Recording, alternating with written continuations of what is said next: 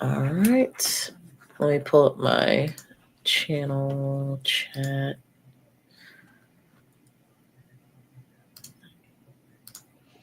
All right. Oh, and play the music. I almost forgot. Let's see. I think this should be on my account that has premium. Shout out to Dig.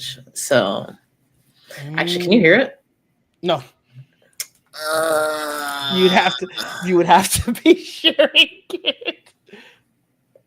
it's a good thing I asked now.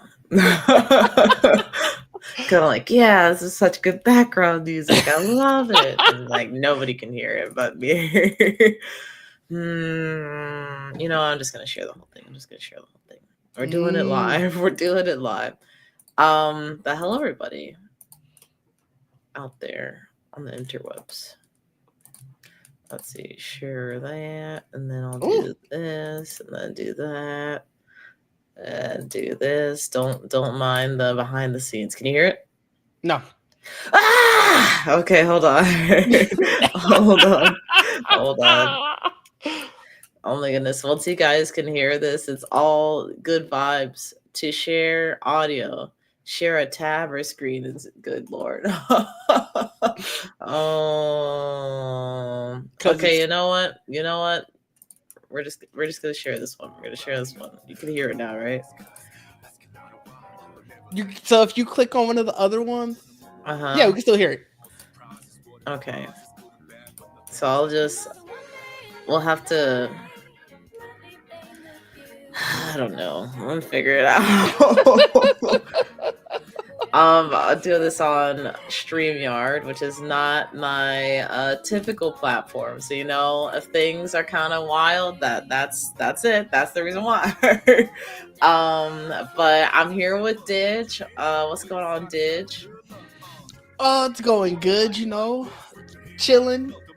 Hoping that spring is coming soon. We had a taste of it here in Wisconsin earlier this week, but then winter also came back. So it's like we'll see. They're fighting, we're hoping spring will win. Yeah, pretty much same. Honestly, I feel like that's why my allergies have been starting to bother me more, because like just the huge weather changes. It's not helping. It's not helping at all. Yeah, I get that. But we're here. We made it, and we're gonna talk about Steam Next Fest February 2025. I thought it was going to be like the winter version, but no, it's just February 2025 Steam Next Not even Fest. February, because didn't it start? No, it ended March 3rd. That's right. Yeah. So mostly February. Yeah, mostly February for sure. But we tried out a bunch of demos, some that we really enjoyed, some that we, have some criticisms of, some feedback for the developers. But overall, really cool event, and something that we always like to participate in when we can. Mm-hmm. So yeah, I don't have anything else. You have a thing for how to play background music?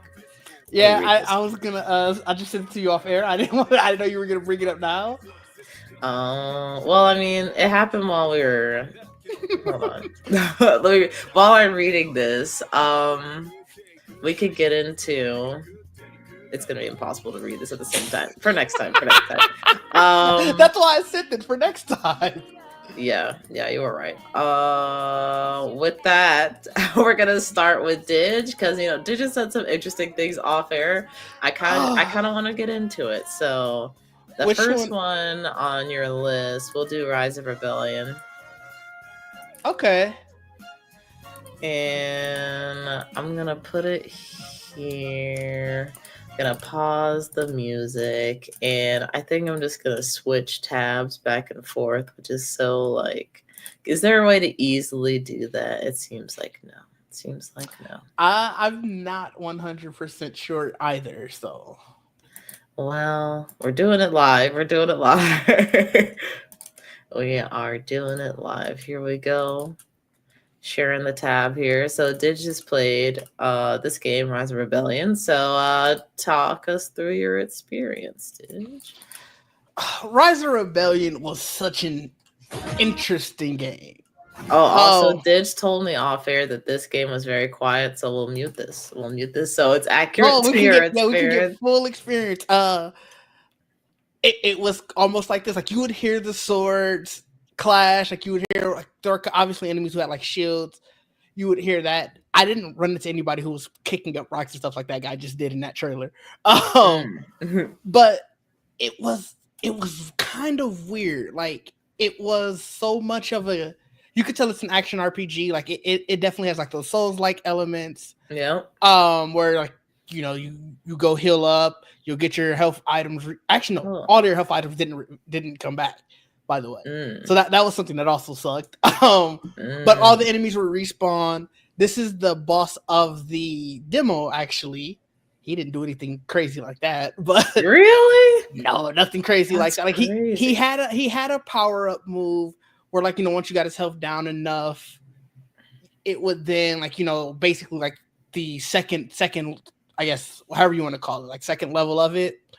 But everything about this demo felt like it was a proof of concept almost, where it felt like, yo, we can do this, but none of the polishing or none of the stuff that make you really feel like you're doing a full story.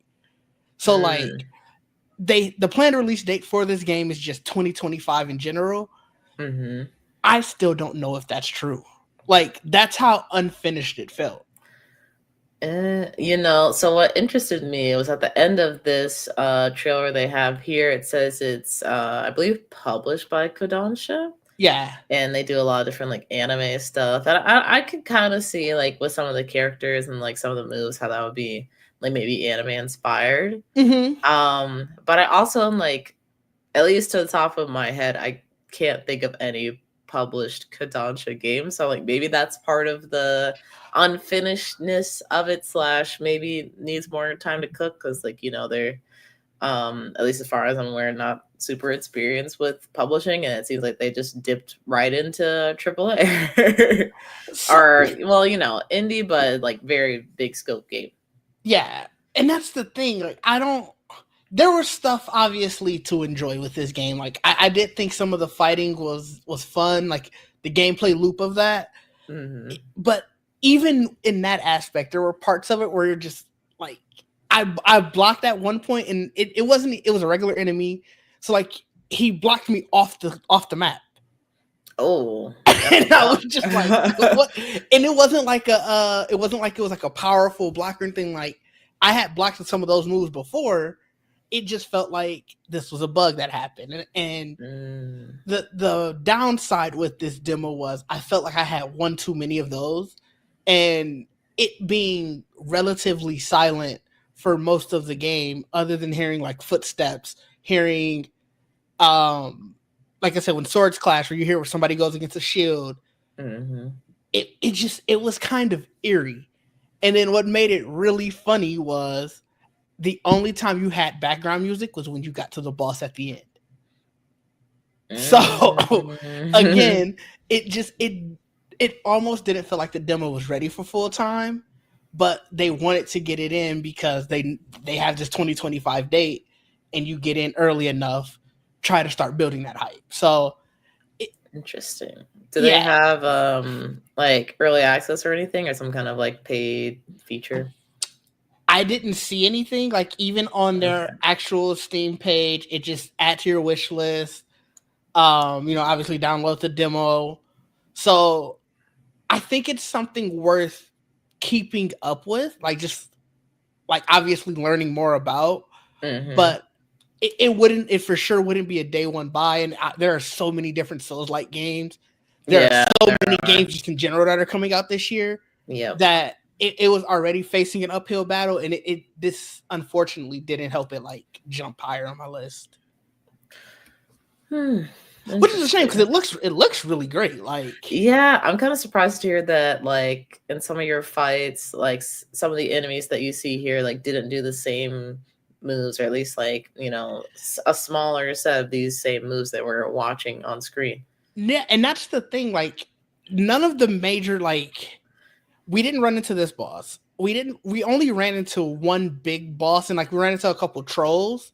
But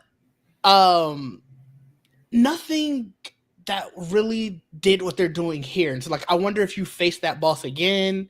That I don't know. again, obviously they could have just created that stage for the demo. Yeah. But it was one of those things. Like I said, I left it wanting so much more. Yeah, that is unfortunate, but it's also I did run into this guy.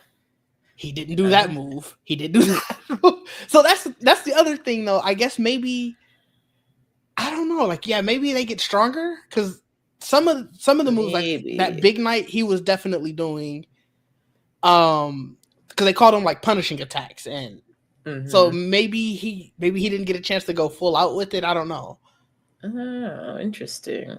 Did you get to pick a class or anything, or you just had like a character? And just had a character. You come in. Okay. I still don't fully understand the leveling system. They didn't do a ton to explain it.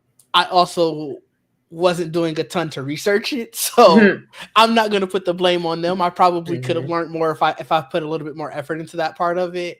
But it definitely had its own lore that didn't seem to be the most, I would say, beginner friendly. Okay.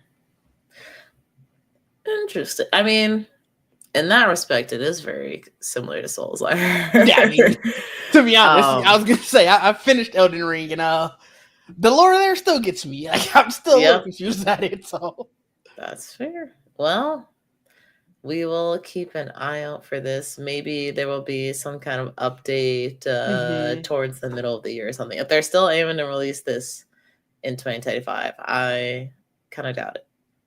I would be shocked after playing the demo. This didn't feel like a game that was coming anytime soon. No. Again, it just felt like a proof of concept. Yeah. Well, let's see. Is there anything in the description? Oh, it might not be. It might be. Oh, wait. Hold on. Okay.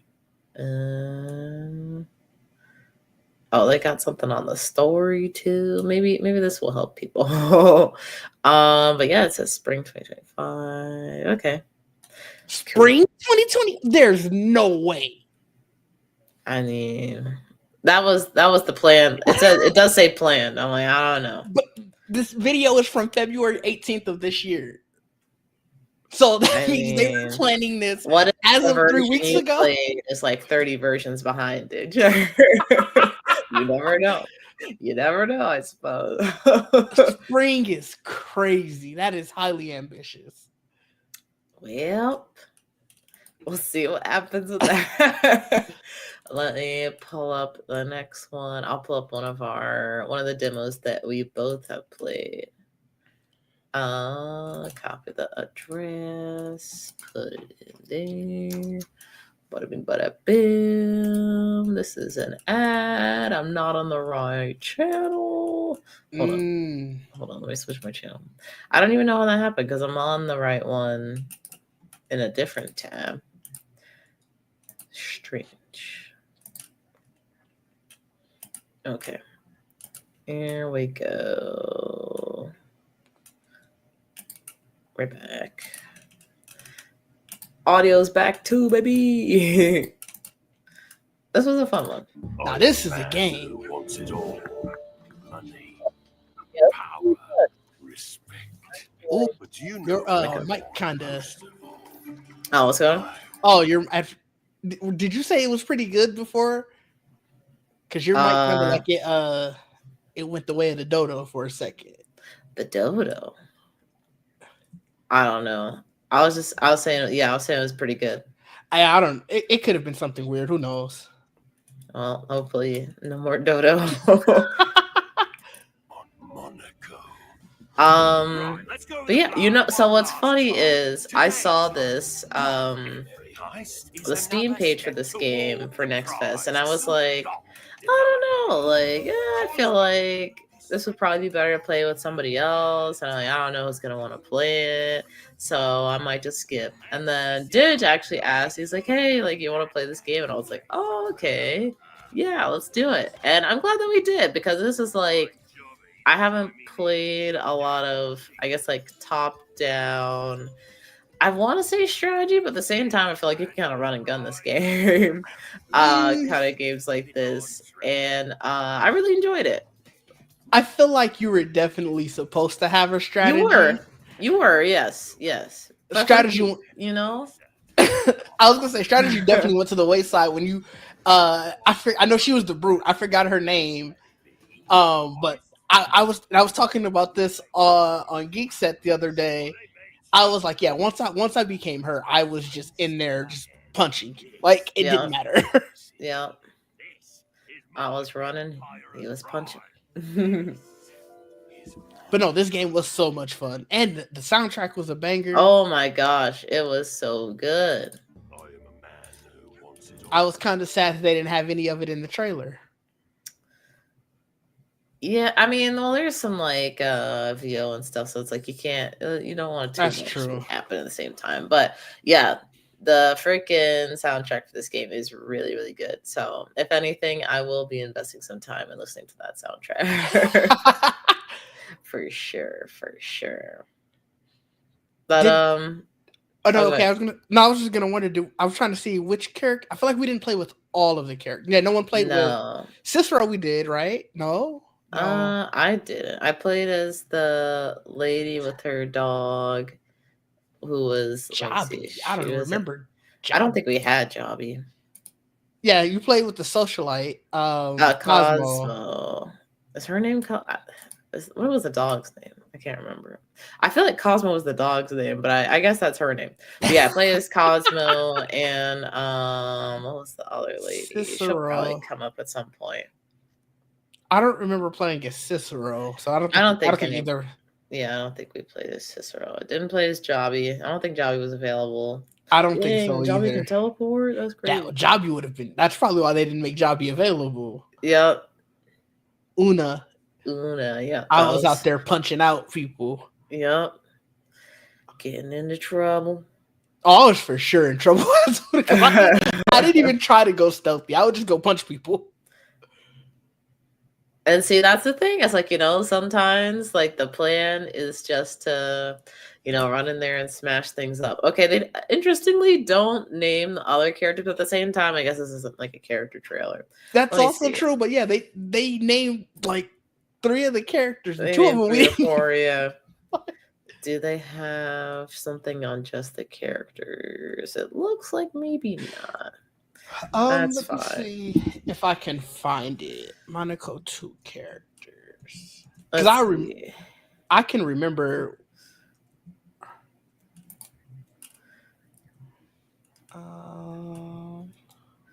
While you're looking that up, but I will continue talking about the experience, which was a lot of fun. I definitely, I don't know if this demo is still up, but y'all should definitely check out the Steam page.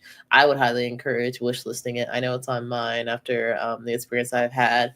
Mm-hmm. I think this is like the perfect mix of, because I really enjoy stealth games, even though I wouldn't say I'm like the perfect like ninja or anything like that, but I enjoy the challenge of like trying to sneak by people or like use the art of distraction and like get by people or like whatever it is. And I think this game gives you the opportunity to do that, but in like a group setting, which is interesting because then you have to coordinate with your friend and try to make things happen at the same time. Sometimes it doesn't work out, so sometimes you gotta be like, hey, am I a team player? Am I gonna stick out and fight?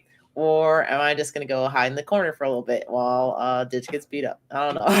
And look, that happened many a times. I was in there fighting for my life. And she'd be like, oh, no, You were not doing the objective, Ditch. I was doing the objective. We're not going in there to fight. We're in there like steal something or hack something. And what better way to do that than to make sure that I would even say the bosses, that the guards couldn't come and take us out because they were too busy getting knocked out. Yeah, how many guards did you permanently put down, Ditch? A lot. I don't know about that. Well, it's not my fault they would get up after a few minutes. You were supposed to knock them out and run.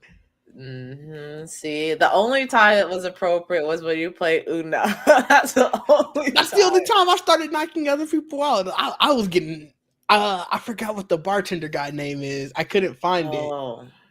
because that's the other character that I Mhm. was, and I mean he was going through it. Yeah. But I like the challenge of like, you just gotta either you sneak your way out or you're running and you're hitting the corners and all of that. And like, it's kind of exciting to me. You also get the it was like in the third level that we did, we got crossbows. I don't know if you can get them earlier. It seemed like Cicero has a crossbow, maybe. Yeah, But there is like some kind of way to defend yourself even if you're not playing as Una, which is nice. Cosmo with her dog, we didn't talk much about like I guess the different character sets other than Una and yeah, I guess just Una. But excuse me, Cosmo has a dog that you can send out to distract one guard only. But we learned that the hard way. yeah. But it was really useful, and it was like a funny mechanic as someone that's like, we're on team big dog over here. So I'm like, yeah, let's send out the hounds, or like, oh, kind of do that. But Cosmo wouldn't do that because she seems like a proper lady, so she probably, at least maybe on the outside, on the inside, she might have been howling, who knows? That'd be crazy. But I liked hearing the dialogue between the different characters and between missions, which is another that was an interesting part about the game because it was not synchronized. So Didge was like clicking through dialogue, like learning more about like the world and the mission, whatever. And I'm like sitting there in the lobby, like, yo, are you gonna start? Like, what's going on? And it wasn't until I started like clicking things like, oh, like I was supposed to be clicking as well. Like I did not know that. So I think we said it after the demo, but I think it would be better just to have like those kind of things synchronized if possible. I'm sure they probably thought about it and there might be a reason they did it that way, but I'm like, I would maybe suggest looking into it again because it was strange. It was strange to get that out. Yeah, it definitely was. I really can't find all the character names. I looked so much. I know. You'll have to play the demo to find out. Right.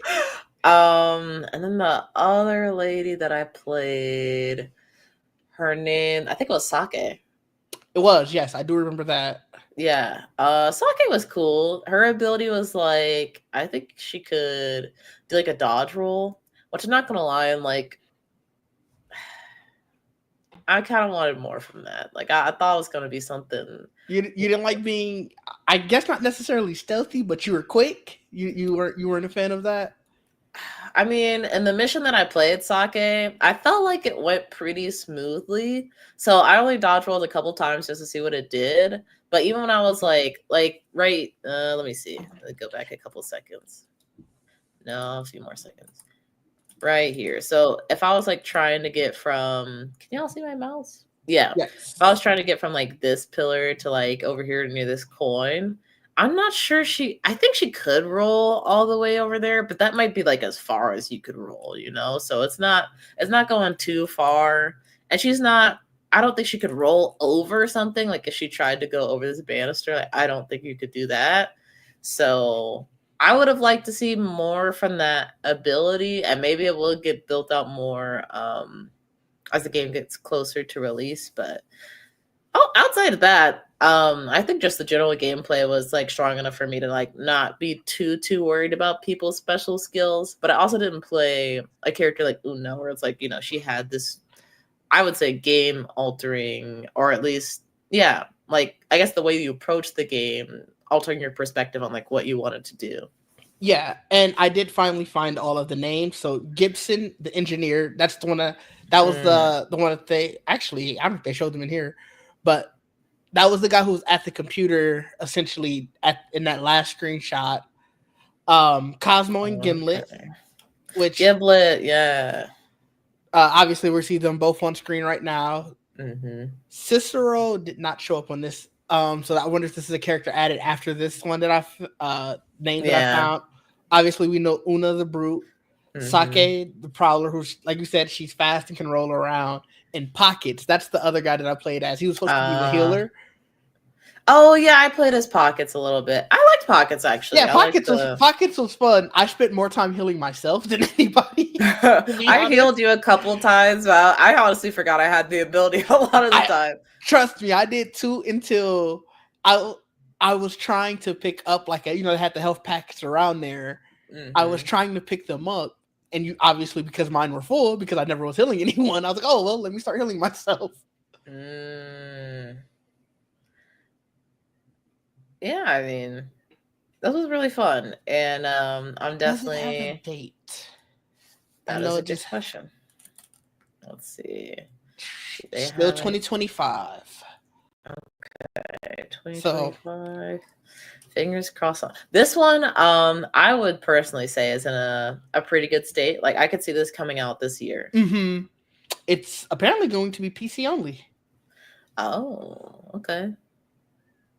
So I'm definitely intrigued. This is something I think I would try to convince some friends to play. Mm-hmm. And as long as I can convince some friends to get it, I would for sure buy. Absolutely, absolutely. Yeah. That would be dope. I'm trying. I feel like this was in like some kind of showcase or something before because I don't think this was the first time I've seen Monaco 2. But I'm glad I gave it a shot because I ended up really being pleasantly surprised. It was at the Humble Game Showcase in 2022. Oh, good. Wow. That was when it was announced. It had an Uh-huh. animated teaser trailer, and I got nothing else after that. Okay. Cool. But yeah, I would encourage y'all to check this out. Hopefully the demo is still up. Sometimes devs just leave their demos up. Sometimes they're exclusive to the Next Fest event. So y'all will have to roll the dice and see. I can actually double check for you. All right. Well, while Dig it is. Oh, excellent. Yeah. Y'all try the demo. I think you will like what you play. It's a part of the Humble Games collection, so it wouldn't surprise me if you've seen it through that somewhere. Okay. Makes sense. This next one I played and I had a good time with it. Let's see. I think this is just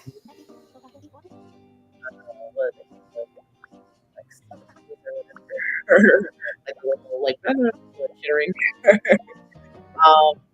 yeah, your mic was doing something weird again. You're back now. It's like when you first start playing these. Interesting. I don't know how you fix that, so we just kind of got to roll with it. Okay, noted. While I was saying, I enjoyed playing the demo for this.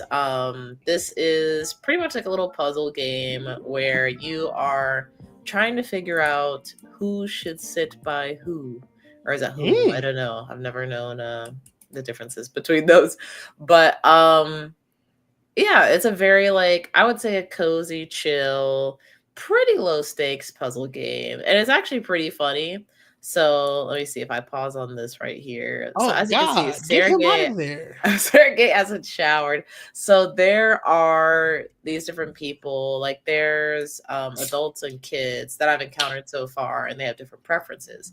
So for example, like this guy clearly doesn't like sitting next to stinky people, but some people don't mind it, interestingly enough.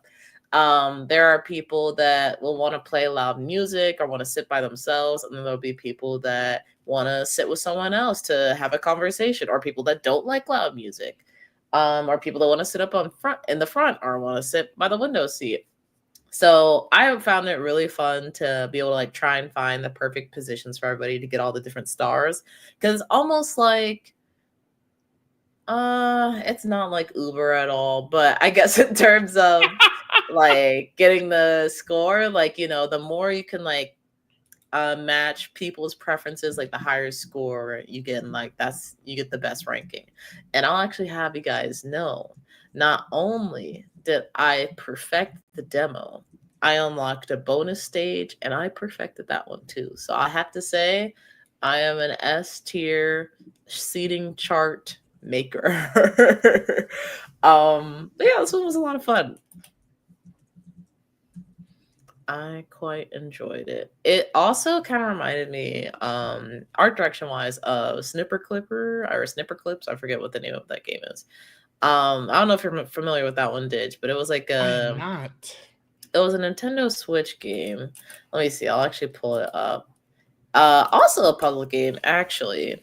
But apparently, this was not made by the same people, which I find interesting. Because I'm like, will they catch a case? it looks very familiar. I like maybe hold on, let me. They look like they were. I could see how you would feel that these were by the same people. Yeah. I'll have to double check to make sure they're not. Because like when I first played it on stream, I'm like, oh dang, this must be by the people that did Snipper Clips. And then I looked and it did not look like it was the same people. And I was like, oh, that's interesting. Let's take a look while you're talking. But yeah, you know, obviously similar kind of theming, art direction, like you're playing a puzzle game kind of thing, which is very, you know, interesting that it turned out like that if they're not the same developer. They not the same developer. Yeah. You know, indie developers also take inspiration from you know, like each other and also other developers. Do I think this was like egregious? Not necessarily. Do I feel like they could have put more of their own identity into it? Yes. And you can kind of see that with some of the different characters. Like they have like rings and bow ties and all these other kind of accessories. But it's very much giving Snipper Clips, which I'm not opposed to. I was just shocked to hear that wasn't the same developer. So yeah, that's I guess it's not even really a critique. It's just a concern for the developers. And like, you know, just watch out. Just watch out. But yeah, any thoughts after you're like seeing this trailer for a bit, Did or you know, any of the things I might have shared? No, it looks cool. I just saw that the demo is still available, so I'm actually going to try it out for myself. So we can see if you are also S rank, or maybe if I could teach you a few things or two, you know. We'll see. But yeah, this one's a fun one. The demo is clearly still up, so I encourage y'all to play it. I hope it's still up. That'd be crazy if they allowed me to download it just to be like, yo, it's actually not available anymore. I don't think they do. I don't think they do that. At least I would be shocked. That'd be crazy. Yeah. I wonder if this is gonna come to it says coming to iOS, Android, Mac, and PC. So not also not a console release, interestingly. But it might be, you know, you might want to avoid the Switch for reasons we've stated earlier. So like, I guess that makes sense. But this could I could see me playing this on the bus or something. So I don't ride the bus, on the subway. But yeah, this would be fun. You're too good for the bus, huh? Listen, I've heard horrible things about the bus. So like I could avoid it as I possibly can. Elitism is real. I don't ride the bus either. I'm just kidding. I be driving. I wish I could drive. See, the elitism is real. Look at him. I don't live in a state that has good public transportation.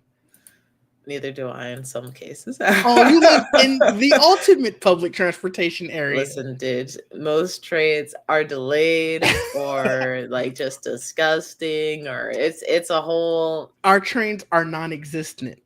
Our subway. Well, we have a train that goes to Chicago, and I think one that goes to Minneapolis now. But outside of that, non-existent. You know, I actually, did my mic mess up? No, you're fine. Oh, interesting. I wonder if I will want to start playing, because I did switch things, but I don't know. I do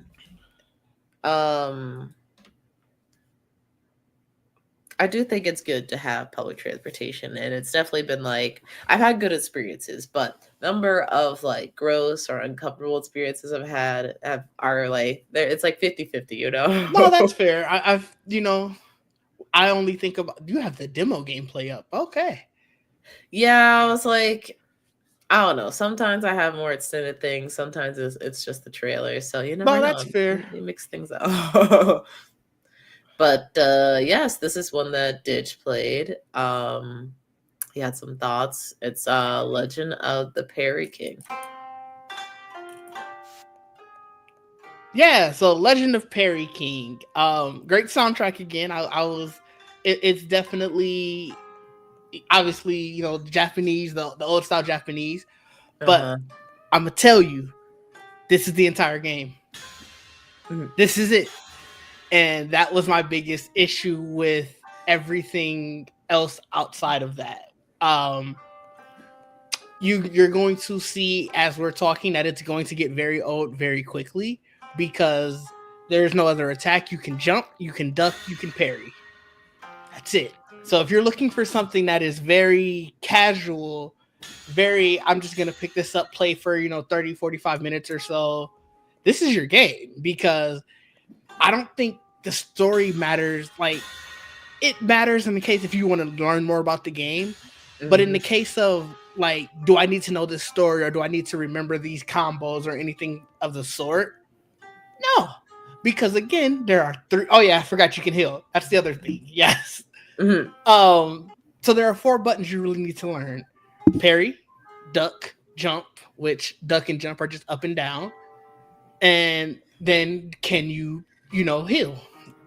So I probably personally wouldn't buy the game. I did have fun while I was playing it, but again, it got old, so it didn't have any longevity for me.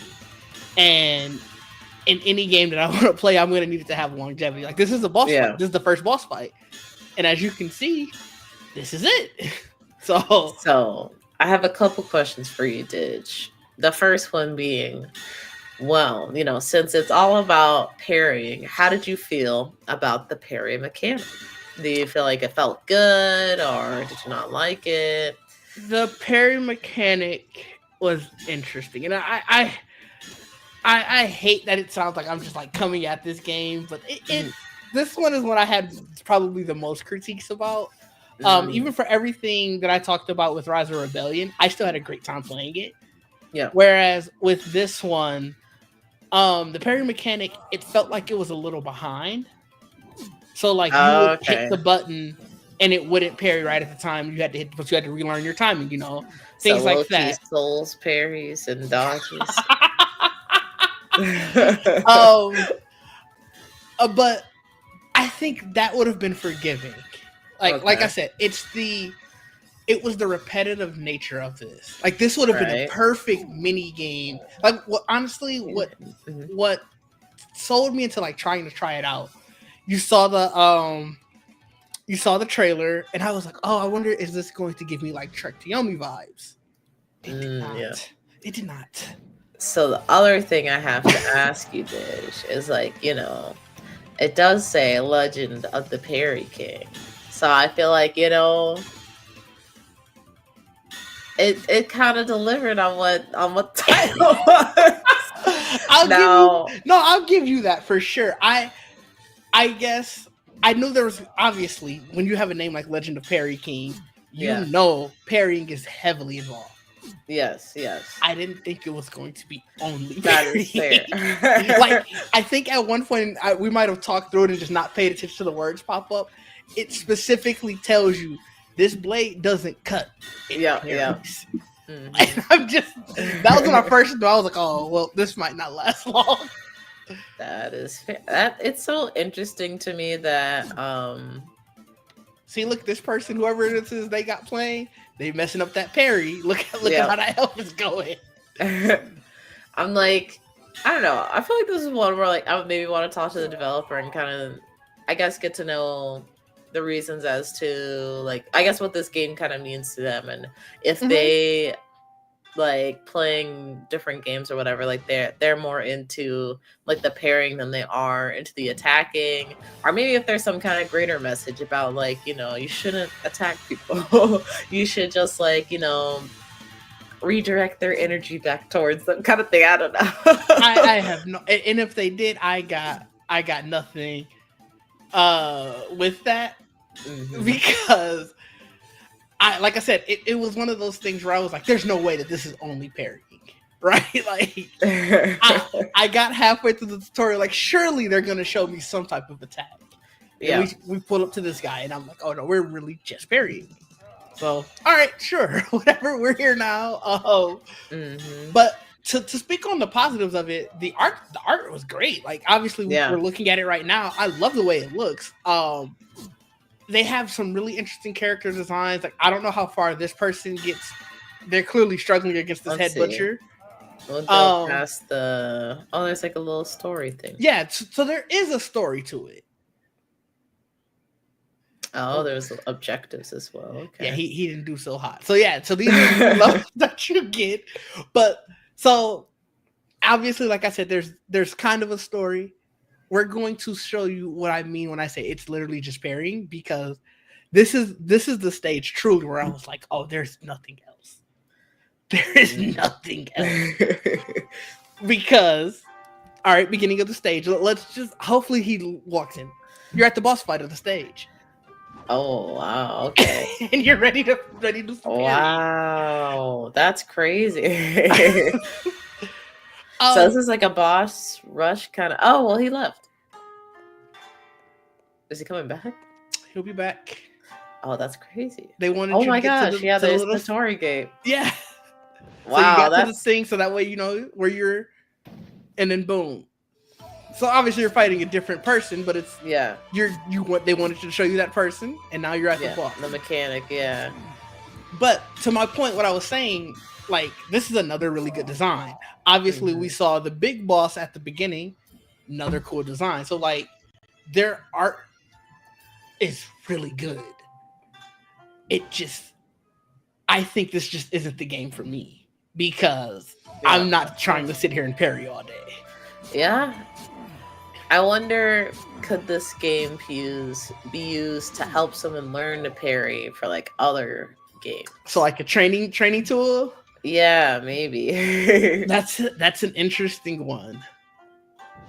I don't know. Because, you know, sometimes, like, I've played a game I've played some games where I felt like I didn't get to spend enough time with a certain mechanic, especially, like, parrying. Like, I rarely ever parry in games, or most games, I will say. So, if I could, like, set this game to, like, Ghost of Tsushima mode, or, like, I don't know, something where it's, like, it can help you learn to parry for, like, whatever game you might be playing. I'm like, that could be interesting. But I also, like, I don't know what that would do for the developer, I guess. Yeah, I'm also not a big parrying person. And let me tell you, this day was not a great day for me, because I played this and then went to Rise of Rebellion afterwards. And Rise of Rebellion,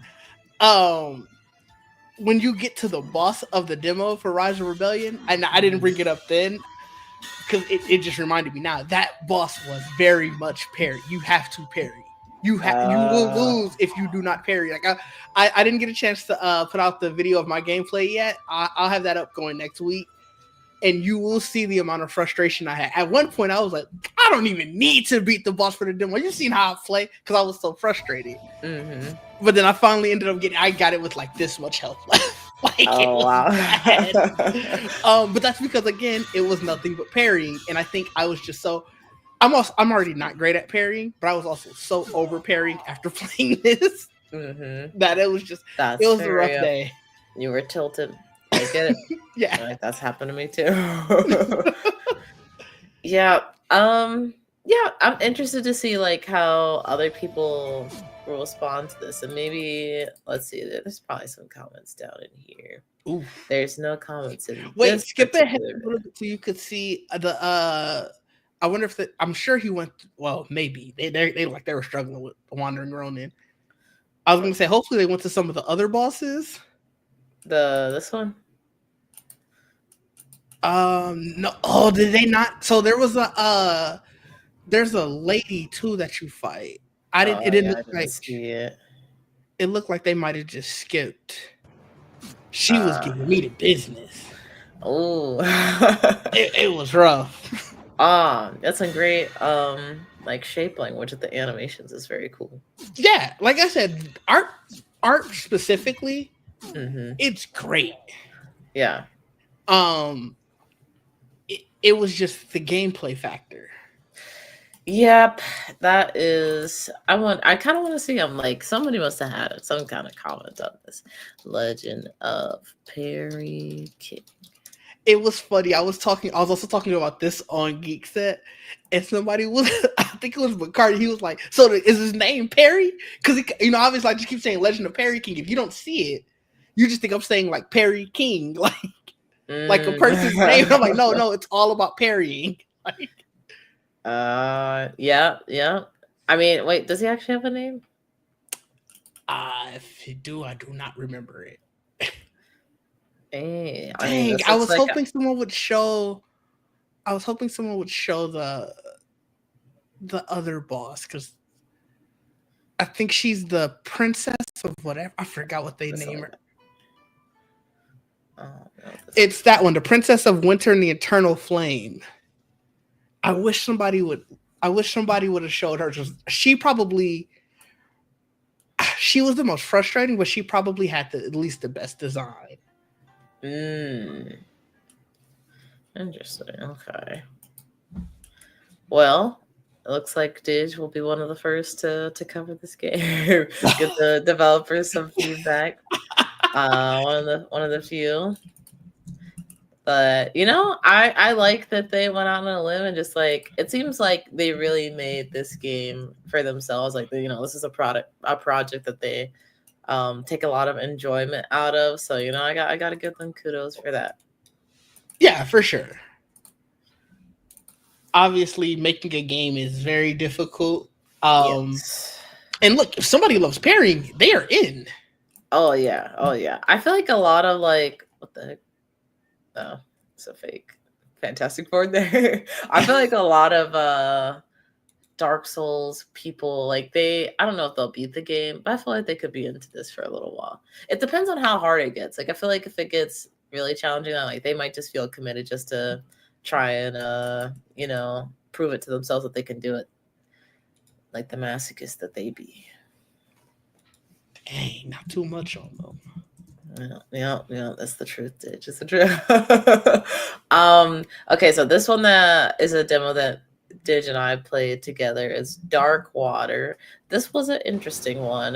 This was actually recommended by Dig, and it was just us. You can see in this footage there was like several people, but it was just us playing together. Yeah, we were going through it. It was Dig was going through it. I was on the show. Yeah, I was going actually through no, it. I did die. I was going through it. Jamie was running. No, I was leaving bodies on the floor there looking for you. I was too busy dying. I killed many a people. This was an interesting demo. Oh, we lost your camera. Oh, hold on. Let me turn it back on. I don't know why that happens. It's like, it's not even like it's disconnected. It just turns off. I don't know. Whoa, we didn't run into that. No, we did. Thank God we didn't. Thank God we didn't. That would have been terrifying. That would have been so awful. You know how I was pumping the water? I would have not. I would have been over. I'm like, we're going down. I enjoyed this game for what it was. They definitely could have set us up better. Like that first time when we messed up and the ship got a leak. We didn't know what to do. Oh, yeah, no. So let me see if I can find some gameplay. Otherwise, I thought I saw. Honestly, well, it just said Darkwater game when you were typing. Isn't it? It's one word. Maybe that'll help. Yeah. Yeah, that's the one that I saw before. I could pull up the stream too. Like that could be something. I don't know. There we go. Hear us going through it. Yep. So there is, I forget where it was that tells you like how to play the game, but we found it after we'd already figured out like how to stop sinking the ship. So it wasn't too helpful at that point. But no, I can't remember. I don't know. They should have put that in a more obvious place, I think. But actually I liked that beginning part, even though like we were singing the ship, because it was like, oh, like this is like a puzzle. You have to figure out like how to get the ship going. Then after that, it was spooky, and I was less enthused. I was scared. It wasn't too spooky. It wasn't too spooky, but at the same time, y'all know I'm like I it's hard to get me to do spooky stuff in a new game. I have to know what I'm getting into, and I did not. So, sometimes. No, that's definitely fair. We I'm gonna be honest, I went into it blind. It was after we had played Among Us. I was like, well, let's see what other multiplayer games. I was like, obviously I know I'm gonna spend a day playing all my single player ones, but what other multiplayer games can I put? And it popped up as, probably because of all the other horror multiplayer games that we played, as something that I would probably enjoy. So I was like, all right, cool, let's try it. And that's when I sent it to you. Yep. And I knew nothing else about the game. Yeah, me neither. No, didn't. All I knew was Felly did was setting me up. But as a good friend, I'll do this for you, Ditch. I will do this. I was not setting you up. I don't know. I feel like you did a little bit. We didn't get a chance to do any of this though.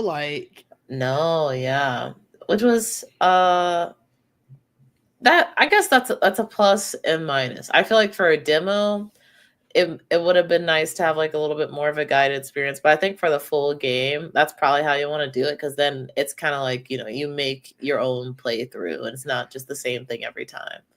Yeah, for sure, and you can tell that's definitely what they were going for. Apparently, this wrench can do anything. This wrench just fixed the computer. That was crazy. I don't even know what it just did. By the way, you have no camera. I thought you knew. My bad. Oh, I thought I just turned it back on. You did, and then it went out again. I was just gonna talk it through while you were gonna do it. I didn't realize you didn't know. My bad. No, it's all good.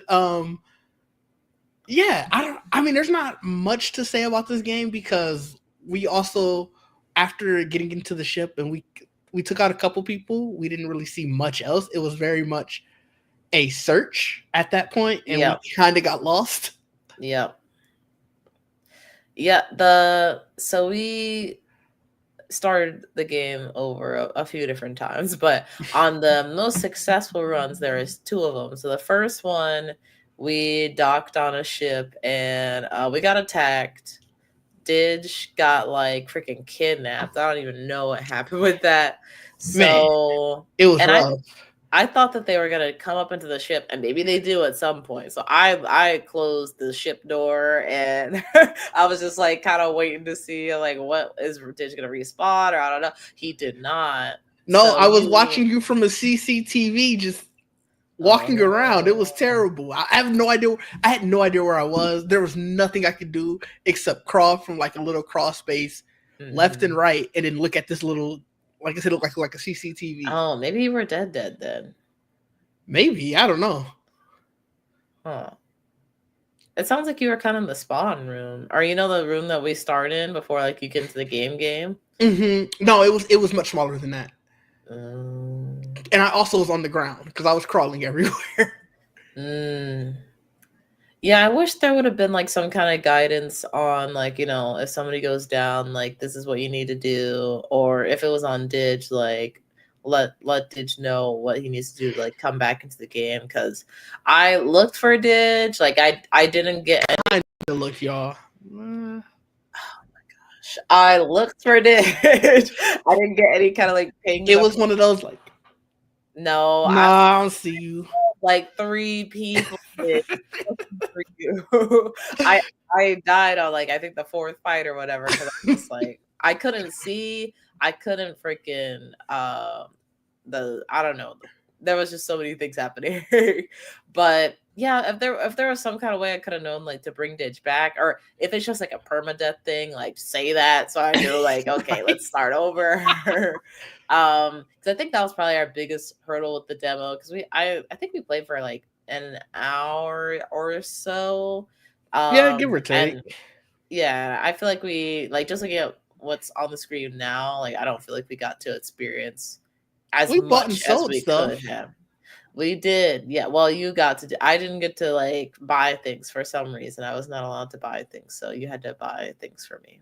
But and it was calling you broke. I see. we had the same money, and honestly, you were spending a lot of it, so we were broke. We were broke. It was our wallet. I also didn't know that we had a shared wallet until Spending after I it had on bought. torpedoes for who, dude? For who? I sold them back, you know. Oh, can you imagine buying a torpedo, then going back and like, can you take this back? I didn't need it. Bye, my bad. But we did go to like a couple different outposts, were able to find supplies, like kind of, I guess, I don't know if you could say hacked into terminals or just was like kind of reading things. We did like this Oregon Trail kind of thing. I don't even know if we hacked into those terminals. They just left them available. I have no idea. Yeah, I'm like, I don't know. I think it was just open, I guess. I'm not sure. There's a lot of like mystery around this game that I feel like is halfway like, you know, I'd be interested to see like, I guess how everything comes together, but at the same time, I like how the hell did they what is supposed to be connected to what? Yeah, I get that. But I mean, I think it's a game you definitely have to have a group to play. Yeah, I think it would have been better. Oh, you carry the two pieces. See, I don't even know you did. I think it would have been better. Where was I supposed to have this torpedo at? Like after I bought it, it didn't say it was in my like inventory or anything. No, I didn't. I don't think we made it back to the rack. That's where this person got. They just went to the rack. So you manually. That's interesting. That is and very. Then there's like also just monsters that you'd be fighting. Like there's so much going on with this. This is a lot. Oh, you could close that. Well, why would you close that? That's the pump door. Why would you close that? Because he getting attacked still. You know they in a fight. Yeah, but like you're locking yourself off from the thing that's gonna empty out the water that's filling up the ship. Look, his torpedo missed. Ooh, that's rough. I don't know. I so many questions with this game. I wouldn't mind playing more of it. Oh, see. Oh, I guess all the water originates from the pump room somehow. I don't know. I have no idea. Oh, that's not even the pump room, is it? This person's definitely like not gonna make it though. Like they are playing by themselves, so you know they're. Well, it looks like they're playing by themselves, so it seems like they're doing a lot. Yeah, they're going through it. Yep. So I would definitely recommend. I don't know if this demo is still up, but if it is, I will take a look while you check your camera once more. Oh my gosh, it went out again. Yeah, I think you've not seen my private chat. I didn't want to keep cutting you off. No, so when I'm on the video, yeah, I can't see StreamYard. That's fair. Yeah, the demo is still up. Okay. So definitely get you a group of people to play this with. Preferably more than two, because preferably more than two. And then I can't remember what the note is for the tutorial, but look for information on how to play before you just start touching things. Yeah. Unless you just want to like, you know, learn things the hard way. Your ship can't, or your sub can't sink before you do anything. Yes, it can. I honestly thought that was what the game was at first. I'm like, just getting the sub up and going, and then like you go adventuring or something. I don't know. Like go look for the One Piece, maybe. I don't know. Oh God. But yeah, this was an interesting one. It was. I'll keep my eye on it. It is on my wish list. I might check it out again. I'm gonna try to convince some people.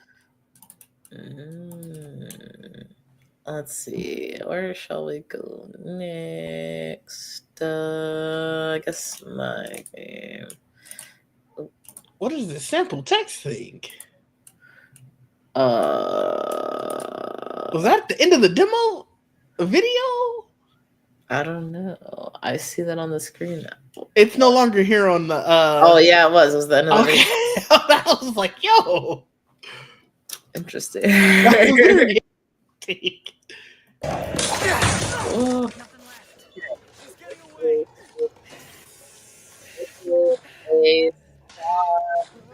Action. I wouldn't really say puzzle, but there's some things that you can kind of like explore and figure out. Basically, the premise of this game is that you're a lady that works for, I believe, an insurance company that used to be a spy. And for some reason, this insurance company is on a space station. Interesting. And it gets attacked by pirates. So you use your spy skills to get rid of the pirates. Interesting thing about the pirates, they have this technology that allows them to revive. So the only way to truly kill them is by popping off their head and like putting it far away from the body, pretty much. Okay. Which is interesting. Yeah, so it's like, you know, you can go the knockout route or like the kill route, but the kill route, you know, requires a little bit more work. Right. And it's got some like kind of goofy items that you can use, like you saw the banana peel just a moment ago. They got these cardboard cat thingies that I was just gonna say. I see this is sponsored. Yeah, you know, it was the cardboardness of it. I didn't know at first. Don't blame this on me. I didn't know. But that's actually an essential part of this game because you kind of run around rescuing these different, like, I guess, cat operatives or cat insurance people. And they feed you like information on like what's going on around the ship. Like sometimes they can like help you with little things. Yeah, so it's fun. It's definitely like, I guess I've never played Splinter Cell, but this is, I feel like, the closest I've played to it with like a goofy twist. And I really enjoyed it. That is such an interesting comparison. I have played Splinter Cell. And that's such an... I would have to see how this plays. Because that's such watching this trailer and hearing that, I just can't put the two together. So the reason I say that is because like you can you see that there's little doorways that you can go through. You can crawl into the vents. You can like break a window and go outside of the space station and then fly to the other side of the space station and like break that window to try and like either get away from enemies or maybe you want to get the drop on somebody on the other side of the map. There are like, you can kind of do a little bit of parkour where you can like jump up on a shelf or something to like get the drop on someone. Or maybe sometimes there's like little items and other things like hidden in kind of like hard to reach places too. You got a little scanner. I didn't use that a whole lot. What else? What was the sneeze meter about? You know, I know what it is, but at the same time, like, I don't really know what it's about. Basically, sneezing is a very big part of this game. So there's a weapon that you can use that is just black pepper, and you're just like throwing that on the enemy, and it kind of like stuns them a little bit, and then you can like jump on their back and knock them out or kill them, whichever you choose to do. And also to keep you, I guess, from just like hiding out in the vents all the time. Inside the vents, for some reason, I guess, well, it's not pepper, it's dust. So if you stay in the vent too long, you'll start to sneeze and cough, and the enemy will know where you are. How they get into the vent, I don't know. I didn't stay long enough to find that out. But it's a deterrent to keep you from, I guess, like hiding in the little hideaway places for too long. Okay, that makes sense. Yeah. This looks like a very interesting game. I enjoyed it. I was actually really surprised by this because, like, I feel like the previous trailers that I saw of it didn't do it justice because I think this is a Annapurna published game. And yeah, it pops up at the beginning. Yeah, I think they showed it off not too long ago, I want to say, but not in this most recent Annapurna showcase. And it just always looked like really goofy in a, I don't know if I want to play it kind of way. But there's the black pepper. It's compressed black pepper. Yeah. Are they like pepper pellets then?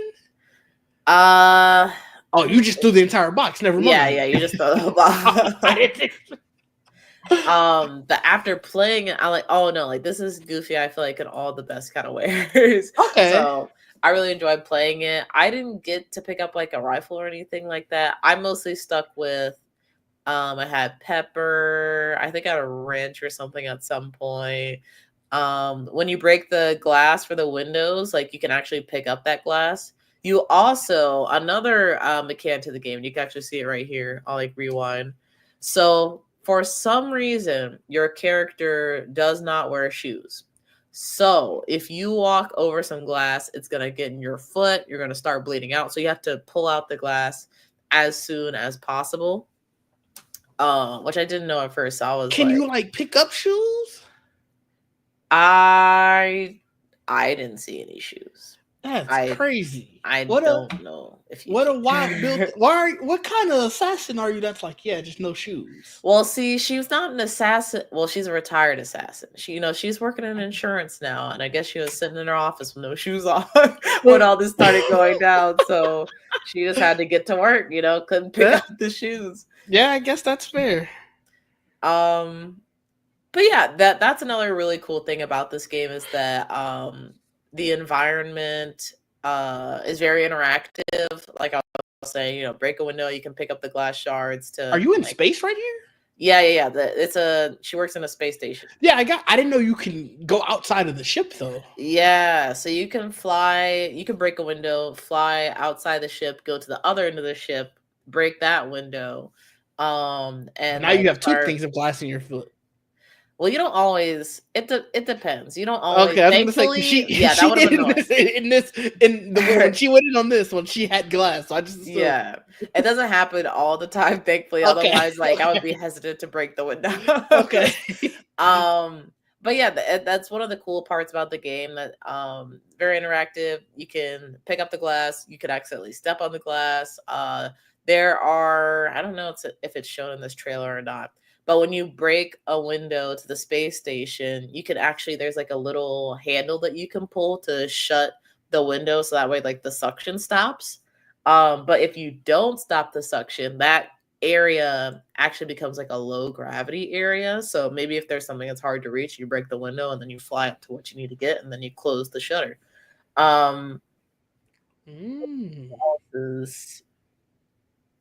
There's so many other things.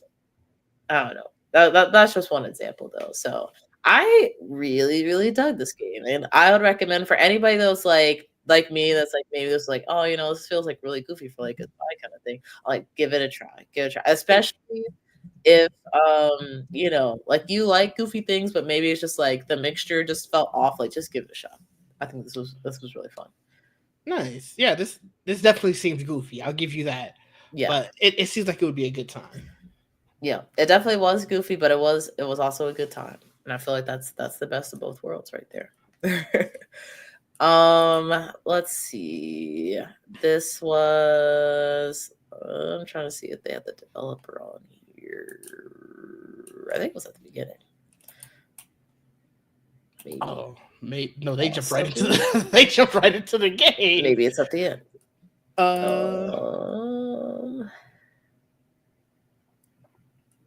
Maybe it's not. I can look it up real quick. But yeah, this game is supposed to come out March 30th, actually, which is not very. It is by Blendo Games. Blendo. That's April 30th, by the way, and they might have moved the date since you knew. Oh, did I say? I said March. I meant April. Okay. Yeah, because I'm looking at the date right now. Okay. Yeah. So there you go. Not too far away at all. Let's see what we got next. It's Inya Life After Gods. Is that how you say that? They never said her name. I couldn't tell you. Oh, that's the worst. I really couldn't tell you. That's the worst. But this game was a lot of fun. It's obviously you could tell it's a lot of platforming. Platforming is not my strong suit. You can once this video goes out, you can see some of my platforming woes there. But overall, all of this stuff is hand animated, so that's one thing. Yeah, that's really gorgeous. Cool. The different weapons. Actually, so I had got to this boss and beat it with. You had two weapons, so you have the little flail, you see. Obviously, these are your dual swords. That's what you start with. then you get like this little flow weapon, and then you fight this boss. And I was probably like 35, 40 minutes in. So I was like, okay, clearly this is the end of the demo. And so I turned it off, and then I was watching someone play, like watching some gameplay footage, and there was a whole third part with the third weapon. You get like some fists. So then I just went back in. I tried them out for a little bit, but I wasn't going back to fight another boss with them. So I say all of that to say is there's a lot of variation in this game. I don't know much about the story because this felt like you were just supposed to be exploring right now. Like, okay, I don't know fully on, like, I know it's post-apocalyptic, like everything is like you're sort of re-exploring the world again, and you really get that vibe of that throughout the demo, because almost every area had like a sub area or had like a different way that you can go. So like there were so many rooms where you might be way above, you go through it, and then you miss a platform and you fall all the way to the bottom, and you're like, this is an entirely new section. So now you're going through all that all over again.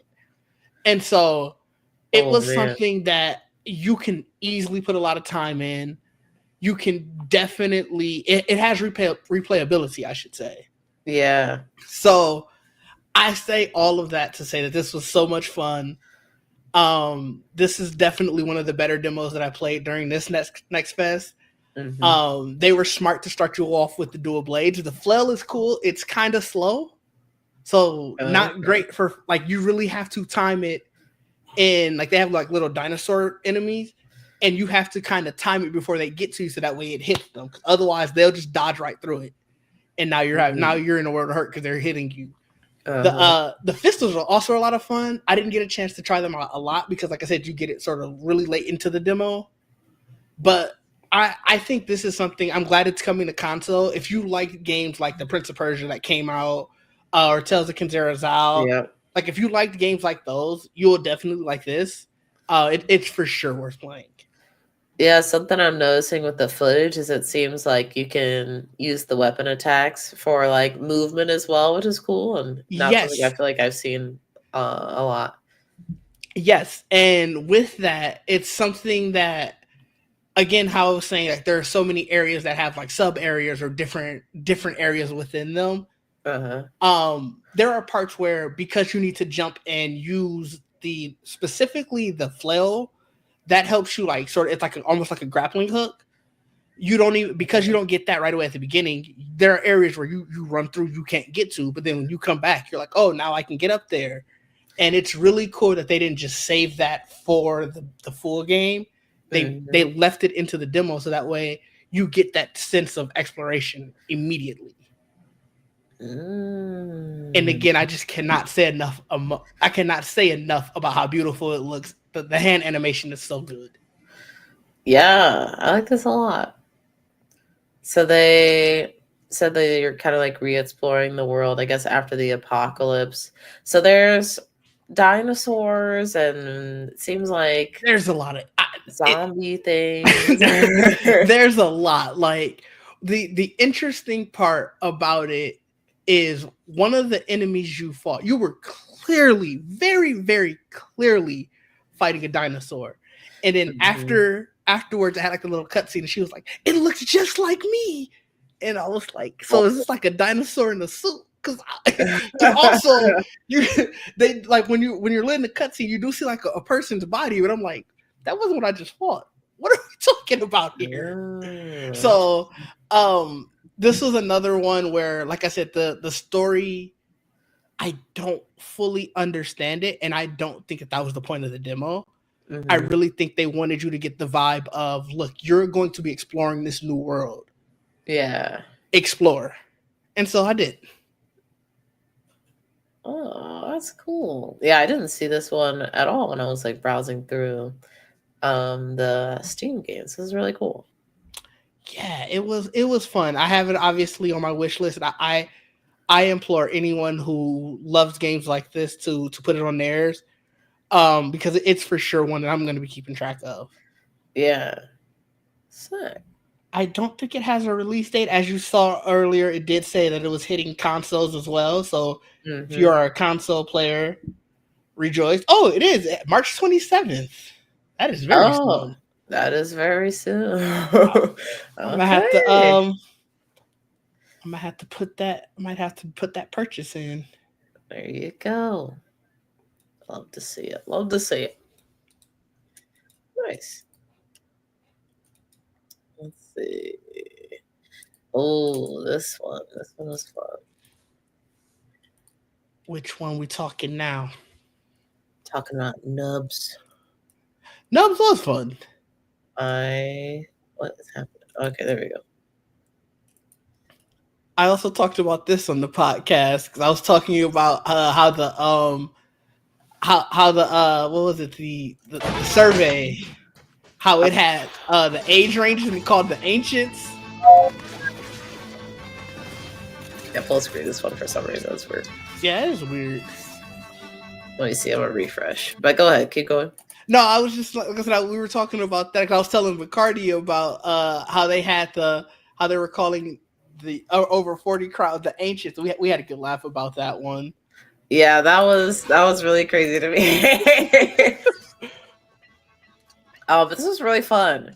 It's a brawler roguelike, or should I say roguelike brawler game where it's kind of like I don't play a lot of brawlers, so I apologize if my description is not great, but it's kind of like Smash if it was top down and you actually use the items and each round you have the chance to like earn a new ability to further build your empire to stardom, I guess. It was a lot of fun. It was. I can't remember how many people that they said could have total. That was, I think, the one drawback is by the time we actually played, it was outside of the whole online area. So like, yeah, it was just you and I back and forth. Like, I think. I think it said you could do like up to 20 people or something like that.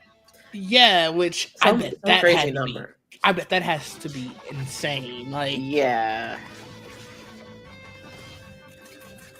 See, so Dig's method was to pick up every explosive there was on the map. And just throw them at me. And unfortunately, I ran into what I think was a bug where I couldn't really shoot in omnidirection all the time. I wonder if that was just your weapon. I was using the same weapon most of the time. I don't know, because remember we also ran into the thing that we were looking at the wrong person's abilities. Yeah, there's that too. I'll have to look at the VOD again. Yeah. But whatever that weapon was, ass. Did not like it. Did not like that I could not shoot in other directions. That's just absurd. No, I'll give you that. That is a wild for a 3D game. Like, come on, man. Unless it was a freaking like laser beam or something crazy, I'm like, why do I have to limit the direction in which I shoot? Because it's like, look, throughout this, I've seen no weapon that was only singular direction. I have to. They don't want you to know, Dig, what they did to me. They don't want you to know. They developed that weapon specifically to hurt my chances of winning. But no, the explosives they were pretty useful because not only were they just explosives, they had it was like an exploding poison. They had a container of freeze. I don't even know what you would put inside a container that when it breaks it just freezes. Liquid nitrogen. I don't know. Yeah, I guess. But then it even had like stage hazards, which was cool. So like you have to continuously move. Yep. Even when someone dies, if you can't get like that final hit, I guess they can just come back to life. That was pretty cool. That was like, I didn't understand that for long enough to have understood I probably ruined my chances of winning multiple matches. That was unfortunate, but it's also kind of interesting because like, oh yeah, they just showed it right there. Yeah, you kind of have another chance at like coming back, and I think even when you revive, it's like you're like half health, I guess. Yeah, you have half health, so like unless you have a perk where that's going to get you back up to full health. You are still at a disadvantage, unless, of course, you guys were just battling it out and the other person's at one hit. Right, yeah.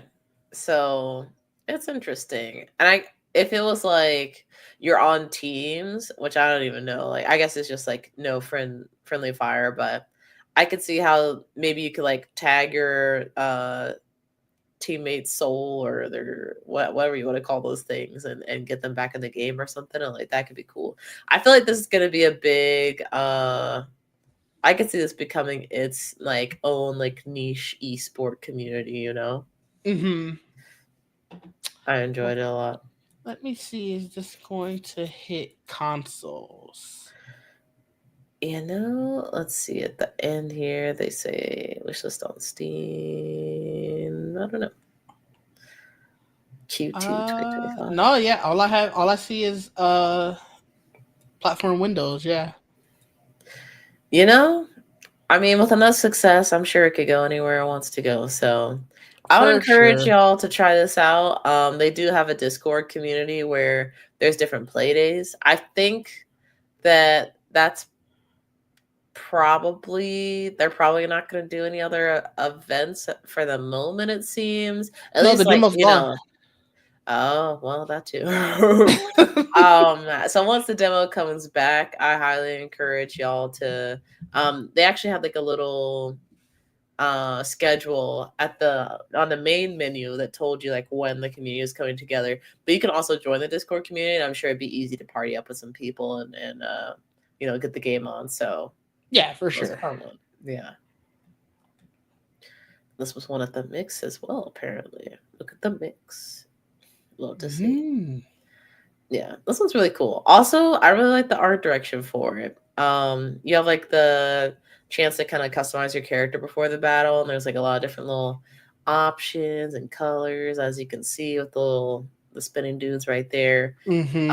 So just other ways to personalize your character and make it so that you don't lose yourself as easily on the screen, because I do that all the time playing Smash. I'm not gonna lie. That's fair. So like the more things you give me to be able to just find myself on the screen, like the better, honestly. I didn't know you could combine powers. I didn't know that either, and I'm glad you didn't know that. Really glad. But this is one I definitely would love to like get the crew together and play. I think we'd have a lot of fun. For sure. I feel like Isaac would probably be like really good at this game for some reason. So that is fair. By the way, your camera. I'm gonna give you like one of these or something. I don't know. That way I don't have to. I can't see you. Oh God. Well, you got nothing. I have to actually tell you. All right. Yeah, I just be like, by the way, I missed your gorgeous face, Jamie. Like, I don't know if I'll go that far. Why not? I'll just go by the way, camera. You know? Need to tell people what you really feel about that. I don't know. I think I did that earlier. HR got called at work, so. Did we talk about that on the stream, or was that off stream? No, that was definitely off stream. Okay, I was about to say, like, we weren't live then. No. Okay. And it was, like I said, anything crazy. She said I was being rude, and I don't think I was. Nothing crazy. Lady was doing a lot. But anyway. So Didge played this game. I'm actually really interested to hear about your experience with this, because this looks like it could be something that I would like to play in the future. Nitro Express was so much fun. It's obviously the classic side scroller, 2D side scroller. It's very much about shooting. Like which is actually like, it's not necessarily against the genre, but it's like usually in these it's like a beat 'em up kind of situation, you know? Yeah. So it's already a little bit unique. To be fair, that way. You are definitely, I guess you're not just beating them up, you're just killing them. But everything that you were facing was pretty much robots. Like, you only played one stage in the demo, so I don't know if later on you fight any actual, it doesn't look like you do based off of this. Yeah. But you're essentially like a cleanup crew, like vehicular cleanup crew, like where all of these vehicles and like all these automated things are, they're self-driving or just self-actualizing, And so when they malfunction, this is when this crew gets called in. So they're it's not like a a hacker attack kind of thing. They're just like so in the first because I only played the one stage. They weren't under the guise that it was a hacking thing. Like the way that the guy was explaining it, like you obviously like the chief, the way that he was explaining it, it very much sounded like this kind of happens. And I don't know if that's a case of hey, maybe you're gonna learn as you go through more of the game. But no one was saying like she definitely the way that you looked up at that lady and like she did the evil laugh, like she might be an actor. Like I don't know. But no, the game was fun. It's like I said, it's a typical side scroller, but the idea of being able to utilize different guns, like you have your gun that you can change. So I had an LMG and then a shotgun, and then you were able to have basically they're like I had like it was like I don't like your tools, I guess that's the best way to put it. So like you had like a little turret, then I had a revive thing, and is that the thing with like the screen? Let me see. Get to this is literally just the demo. So yeah, you go through that part. Oh, is the demo this short? Is it like 6 minutes? Yeah, the demo is the tutorial and then the game. So if the first stage, if you beat the first stage, I think I had like probably 15 minutes of gameplay. Oh, okay. I'll have to try and look for it. Let me see. Yeah, I'll double check afterwards to see if it's still on. But no, so that's your second person, not that thing with the screen that's right there. Yeah, I don't know if this is multiplayer and where it's like the second player is going to be her. Yeah. Okay. But no, she just goes around with you. This person looks like whoever's demo gameplay this is. They took the grenade and then the throwing knives, but essentially those two things right there, those are your two gadgets, and that percentage gauge that you have beside you, your gadget or your percentage needs to be higher than that, like the number below the gadget, in order to use it. So like, if they were at 30%, they couldn't throw out any grenades. And obviously every time you throw a grenade, it takes that percentage away. And as you fight and as you go through the stage, the percentage builds back up. So it's again, very classic 2D beat 'em up style where like you can break stuff and you'll have like a little food on the ground. It's they're like delivery drones. So you shoot the delivery drone out the sky. That's it right there. Once they shoot it out, like it'll fall. Obviously, the food is there, and the first time you do it, it's so much fun because the game is like, "Yo, did you just shoot someone's delivery drone out?" Like, and then you kind of be like, "Well, this is a no-fly zone. It shouldn't be here anyway, so it's mine for the taking." That's funny. And so yeah, this is the boss of the stage, and it's nothing about it was super difficult. Your biggest thing is just dodging at the right time or shooting the weapon or shooting the projectiles at the right time. So it's very much a timing based and then just getting into the right gameplay loop. But it was so much fun. Yeah, that's really cool. It's like if the demo is still up, as a matter of fact, I can check real quick. It is not, unfortunately. Only for Next Fest. Dang. It was fun. They don't have a dedicated release date. It was just 2025, so I don't know where they are. It felt pretty polished. It felt like it was ready to go. I think I had one hiccup during the tutorial where at some point my top half got cut off. I don't know what happened. She was just playing, and I was like, "Yo!" I had to restart. So, wow. But other than that, everything ran smooth. So it felt pretty polished. Okay. That's cool. Yeah, I really like the vibe of this. It's definitely giving like 90s anime, like mech anime kind of vibe. I'm kind of curious to see, like, you said we walked through the tutorial level, or I guess the tutorial and then like a prologue. I wonder like how much deeper like the combat can go from there, if you get like different shooting weapons, or maybe you can like Oh deploy wait, some if you go back, drones. it had the that was pretty much all you. No, like he just had like whoever this is, they just had their like the all of the different controls. That I feel like that gives you the idea. That's I think it was right before this. Right before. Yeah. Okay. Fire, gadget, kick, change weapons. Okay. The only other thing that I think is a little wonky was the jump down part, which that short press of the left trigger, because it's a really short press. Oh. And so I think that's probably the only other wonky thing, but it happens so few. Like if you don't jump up on anything, you'll never have to experience it. So it's not the worst thing in the world. That would be if I had to nitpick something that they should probably work on. Okay. No, yeah, that's a good one to call out because, well, I feel like in general when I play like these beat 'em up style games, for some reason, I feel like 60% of the time, if I have to like go down a level, like there's always like a learning curve with learning how to get down from for like sure. one level to the next.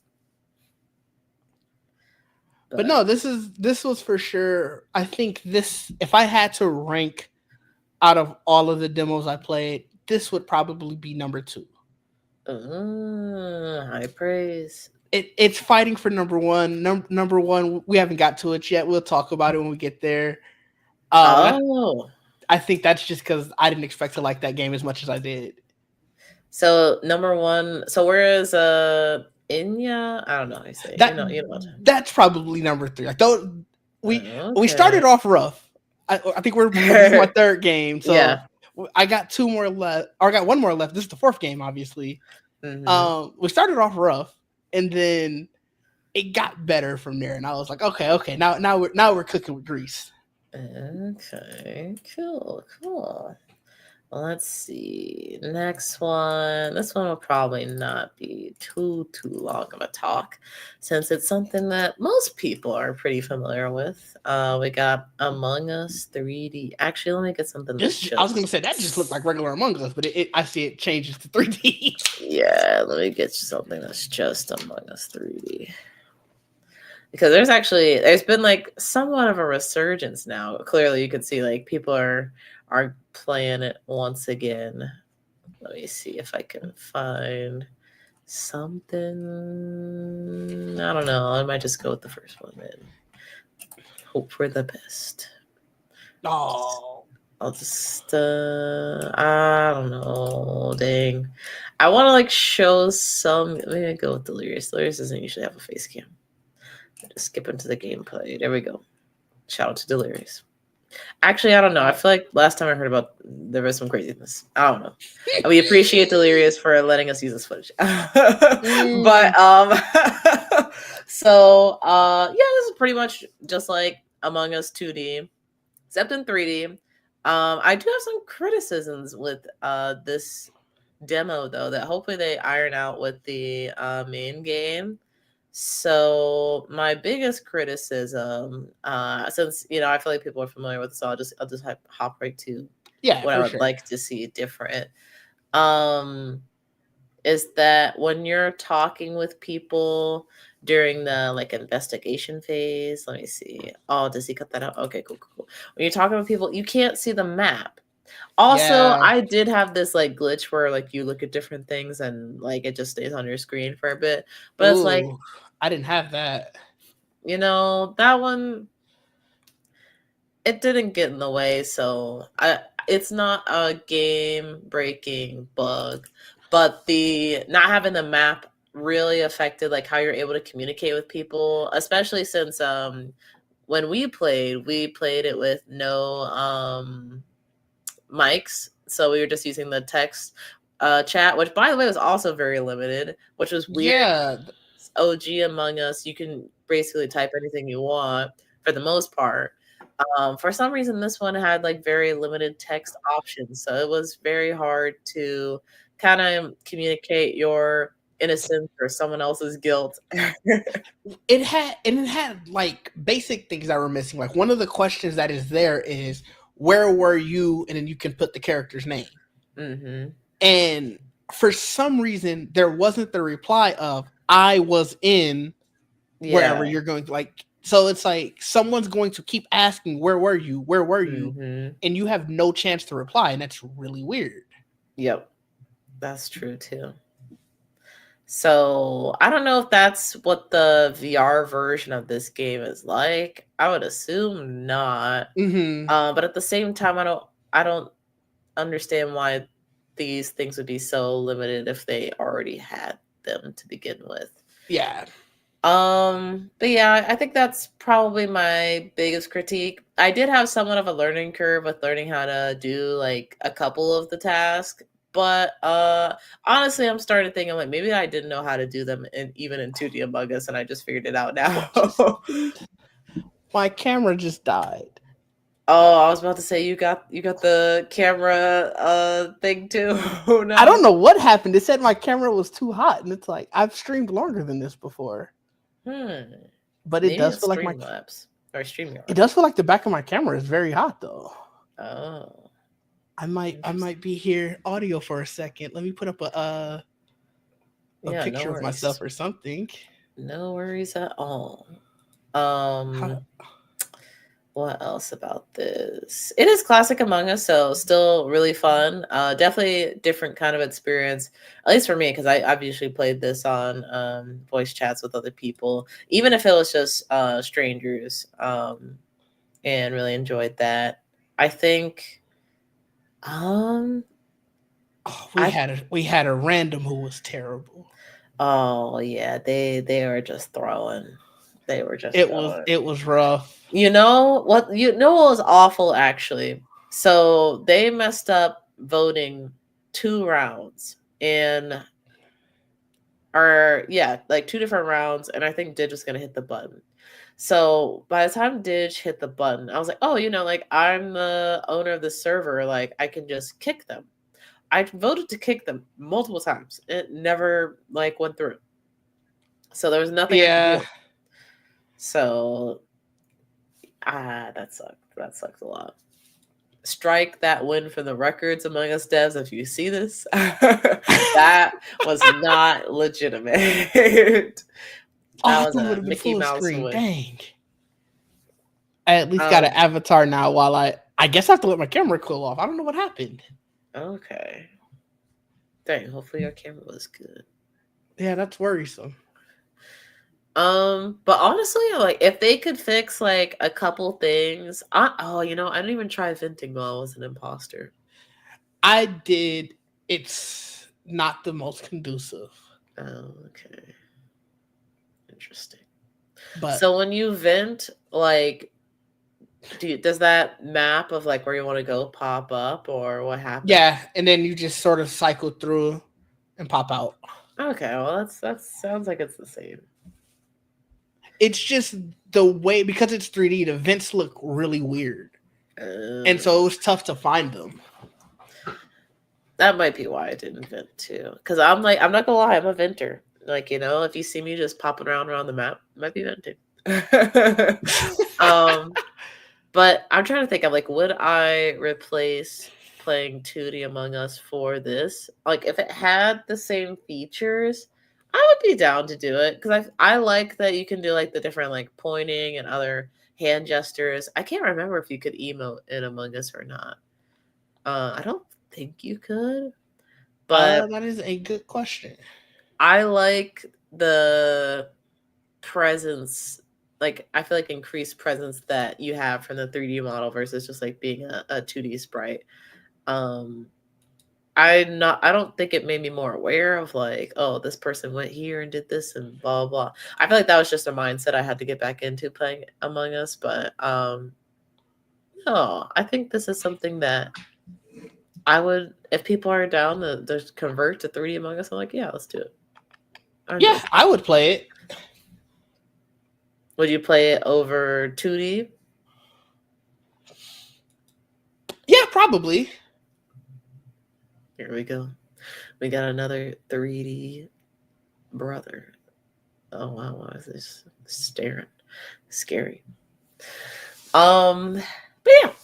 enough said on this one. Y'all know Among Us. We Y'all might be know back. Oh, I think we back. hey, I see you. You're back. Let's see. Welcome back, Didge, with your operating camera. All right, so this kind is of one... operating. We'll see. So this is one that Didge and I... Or actually, you said you played this, right?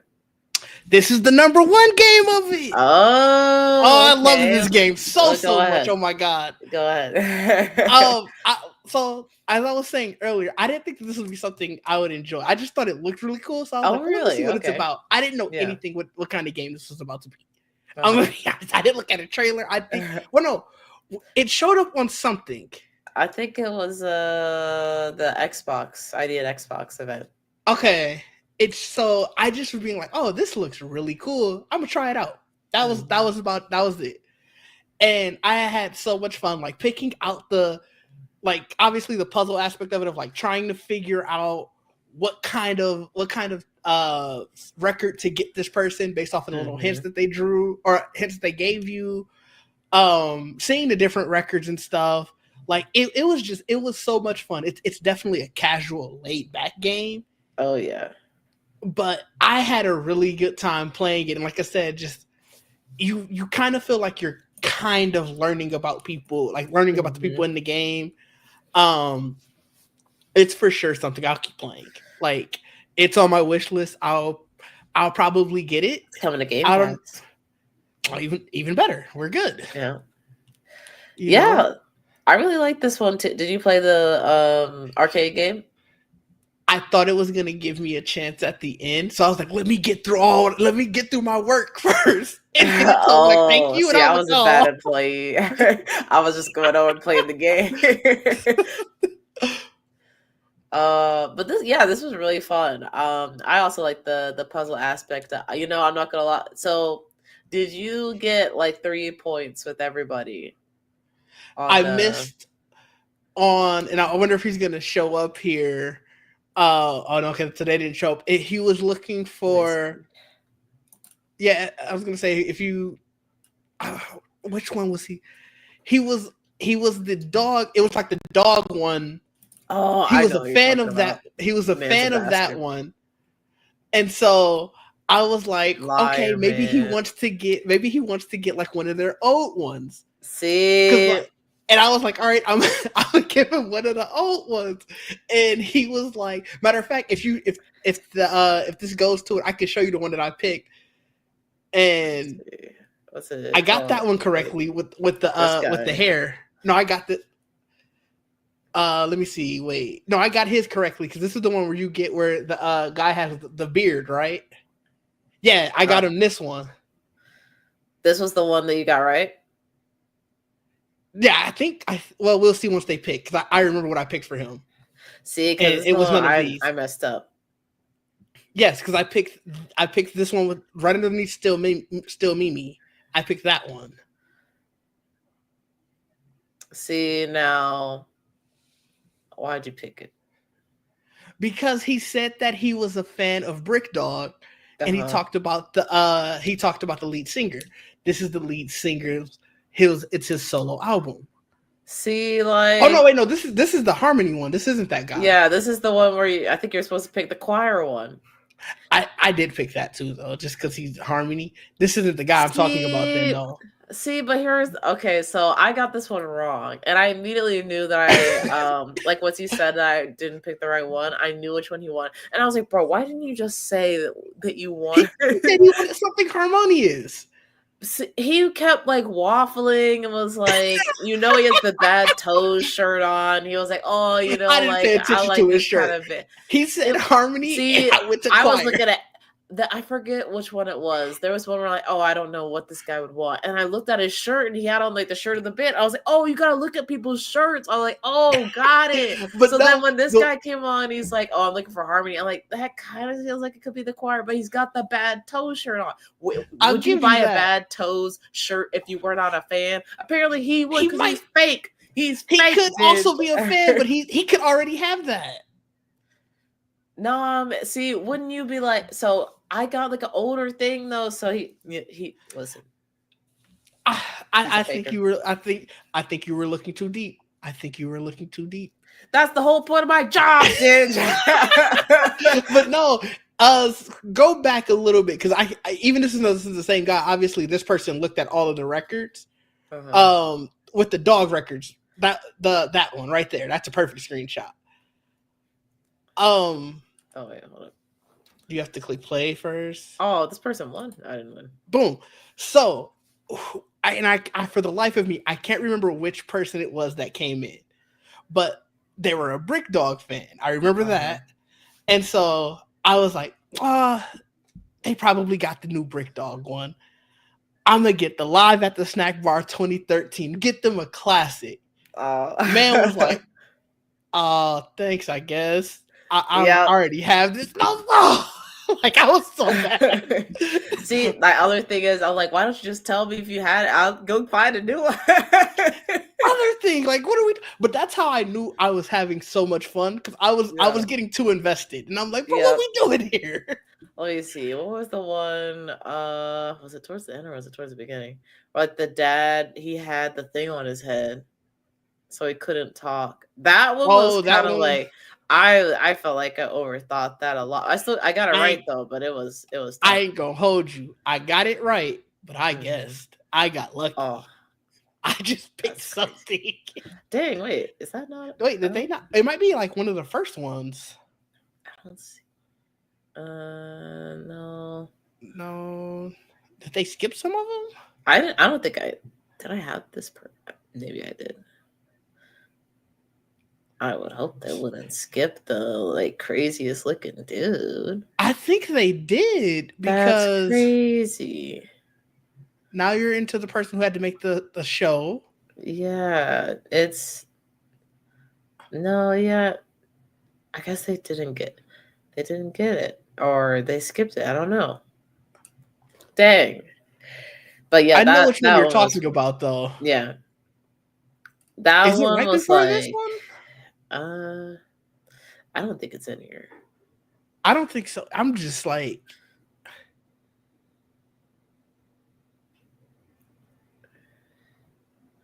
Yeah. Interesting. From here and see if it pops up, but yeah, I don't think it's in there for some reason. Yeah, that's crazy. But no, this was for sure a fun game. Like I said, it's something. Again, like I was talking about earlier with Legend of Perry King, it's something where you can pick up out of random and just go, oh, I'm going to sit down and play this for 30 minutes to an hour. Yeah. And then go about your day. Yeah, that's true. Yeah, I really enjoyed this. This, like we discussed, definitely has like a puzzle aspect to it and trying to get to know people, but also like what you hear what they say, but then you actually have to understand what they meant, or what their soul was trying to say. Did you do the Tamagotchi? I messed with the Tamagotchi every time. I did not. Oh wait, no, yes, man. I did. Yes, I did. I was about to say, how could you? This one took me a while too. By the way, your camera's off. Okay. This one took me a minute because he said he just wanted to sell. They had like 4 of them that were on sale. And I was like, oh, really? I didn't even look at that. I found the first one that was on sale. I'm like, oh, okay, cool. I think because whichever way you start, you don't always start with these 3, which is obviously this is the one that's the first one on sale. Mm-hmm. I saw the ones by the dog, and it had a sale sticker, but I was like, is that the best sale? I'm gonna try to get this guy the best sale. Mm-hmm. And then that's how I got to this one. It was the cheapest one. And I was like, you know what? He seemed like he cheap. Yep, I got lucky with this. I was like, oh, this was on sale, bet. But yeah, I really have fun. See how he got the tag on his shirt too. That's how I didn't pay attention to that at all. That's the first thing I saw. Like, oh, this man, I see what he's about. Did you input any did you put anything on your receipt, like any of the emojis? Every time. It was a custom receipt every time. Oh, mine wasn't mine. I had a calling card. It was the heart. No, it was the fire, the heart, the rock and roll symbol, and then the music. Oh, That that's was my funny. calling card each time. That's funny. It was essentially cool. it was supposed to be Love Fire music. Oh, okay. I see it. I see it. That's dope. I was just putting random stuff each time. If it was a Brick Dog one, I would put like a dog in there, but I put like a bunch of like Fire Heart, all that kind of stuff. I was just putting random stuff. No, that's fair. Let me just press all these buttons. And yeah, I really enjoyed this aspect of the game. And there's also like a little arcade game that you can play. Let me see. Let me go back to it. Yeah, I'm seems like so this person sad I didn't get a actually chance won. to- I did not win. I played a couple times. I didn't get too deep into it, which by the way, I love that this game is sponsored by Big Dog. That's a sign that like, this is gonna be a great game, I'd say. For sure. But yeah, I didn't get too far into it. It was actually like kind of challenging little mini game they had. So I could definitely see myself like putting some time to try and beat it. I could also see myself like, just never beating it ever. Just be like, that's the arcade game in the corner that someone will beat. It won't be me, but someone will do it. The crazy impetus of this is that she's there like, yo, can you help me? Should I get this? And Yeah. You just there playing the arcade game. I'm like, yeah, I'll be there in a second. I see what I was playing at DJ V was watching. He played the demo and he was like, man, you're such a bad employee. And I'm like, listen, like the person I was playing the arcade, let me play. I feel like it's only fair, Don't want to be impolite. No, I gotta take my you was turn. being a bad employee. I gotta take my turn on the arcade. Make sure it's still functional, Every day you gotta check in. Nah. Us real workers, we were out there making sure that everybody would get in the records that they wanted. You're right. We were doing that, Ditch. I appreciate. I don't know about you. You were out here playing games and whatnot. Listen, I only played a little bit. And you said you played the Tamagotchi, so you played games too. I just clicked into it, as I was. And I was just clicked around. onto this, okay? While I was searching for a record, I was hitting the buttons on the arcade, like do a little thumbstick, and I moved on. I had my little. Listen, I am legally allowed to have a break, and I chose to take that break while I was working every couple. I don't know, man. They ain't got no other employees. I don't know if you allowed to have a break at this place. So that's interesting, and I do want to dig into the the story a little bit because I was also like, I want to know what happens next. It's messy. It is so messy. So basically, the lady that owns this record store is also broke. Apparently, I didn't know that she just hired us, and she was like about to close the store. I'm like, why'd you do this to me? Definitely. Okay, cool. I'm out of job. I know. But way back in the day, she and her friend started a band, and then and her little sister took her high school sweetheart away from her. The band broke up, obviously, because that's band breakup worthy. Yeah. And now she's running this record shop, and then you see towards the end here, the little sister shows up. I'm like, the nerve of this woman. I also didn't think that it was that many years that had passed. Like when they showed her at the end and stuff. Mm-hmm. I was like, oh, she kind of looks older than her older sister. Yeah, I'm like, what? How many years has passed? Yeah, I don't know what she did. She must have been doing some drugs or something. I don't know. I mean, that'll do it to you, man. That will do it. I feel like it's that, and then also trying to feign youth with the pink and the pink streaks and all the color, and I feel like that kind of makes a person look old sometimes too, and you don't look dress your age, Yeah, not saying you gotta dress like you're an old woman all the time, but sometimes it don't work out. Not everybody can do it. Yeah. But her fashion choices aside, I really enjoyed this demo, and I'm actually really excited that it'll be coming out soon, right? Let me double check. Let me see. I did not think it was soon. Oh, the demo's still available, by the way. Yeah. So if you haven't played it, it's to be announced. Oh, it says summer right here. Oh yeah. Yeah. That hurts. Wow. Damn. Well, I'm gonna move on before I get more depressed. That's sad. Let's see. We'll get through your last one, and then I think That was my last one. no, you got post trauma. Oh, I forgot about that game. I didn't play. Uh-oh. I didn't play that much. Is that a good or a? Well, I don't think it's good. Is that? No, it was just because it was late. I was tired. I remember seeing this trailer a couple times. Yeah, it's a survival game, so it was fun. How you gonna survive with them cheeks clapping like that, dude?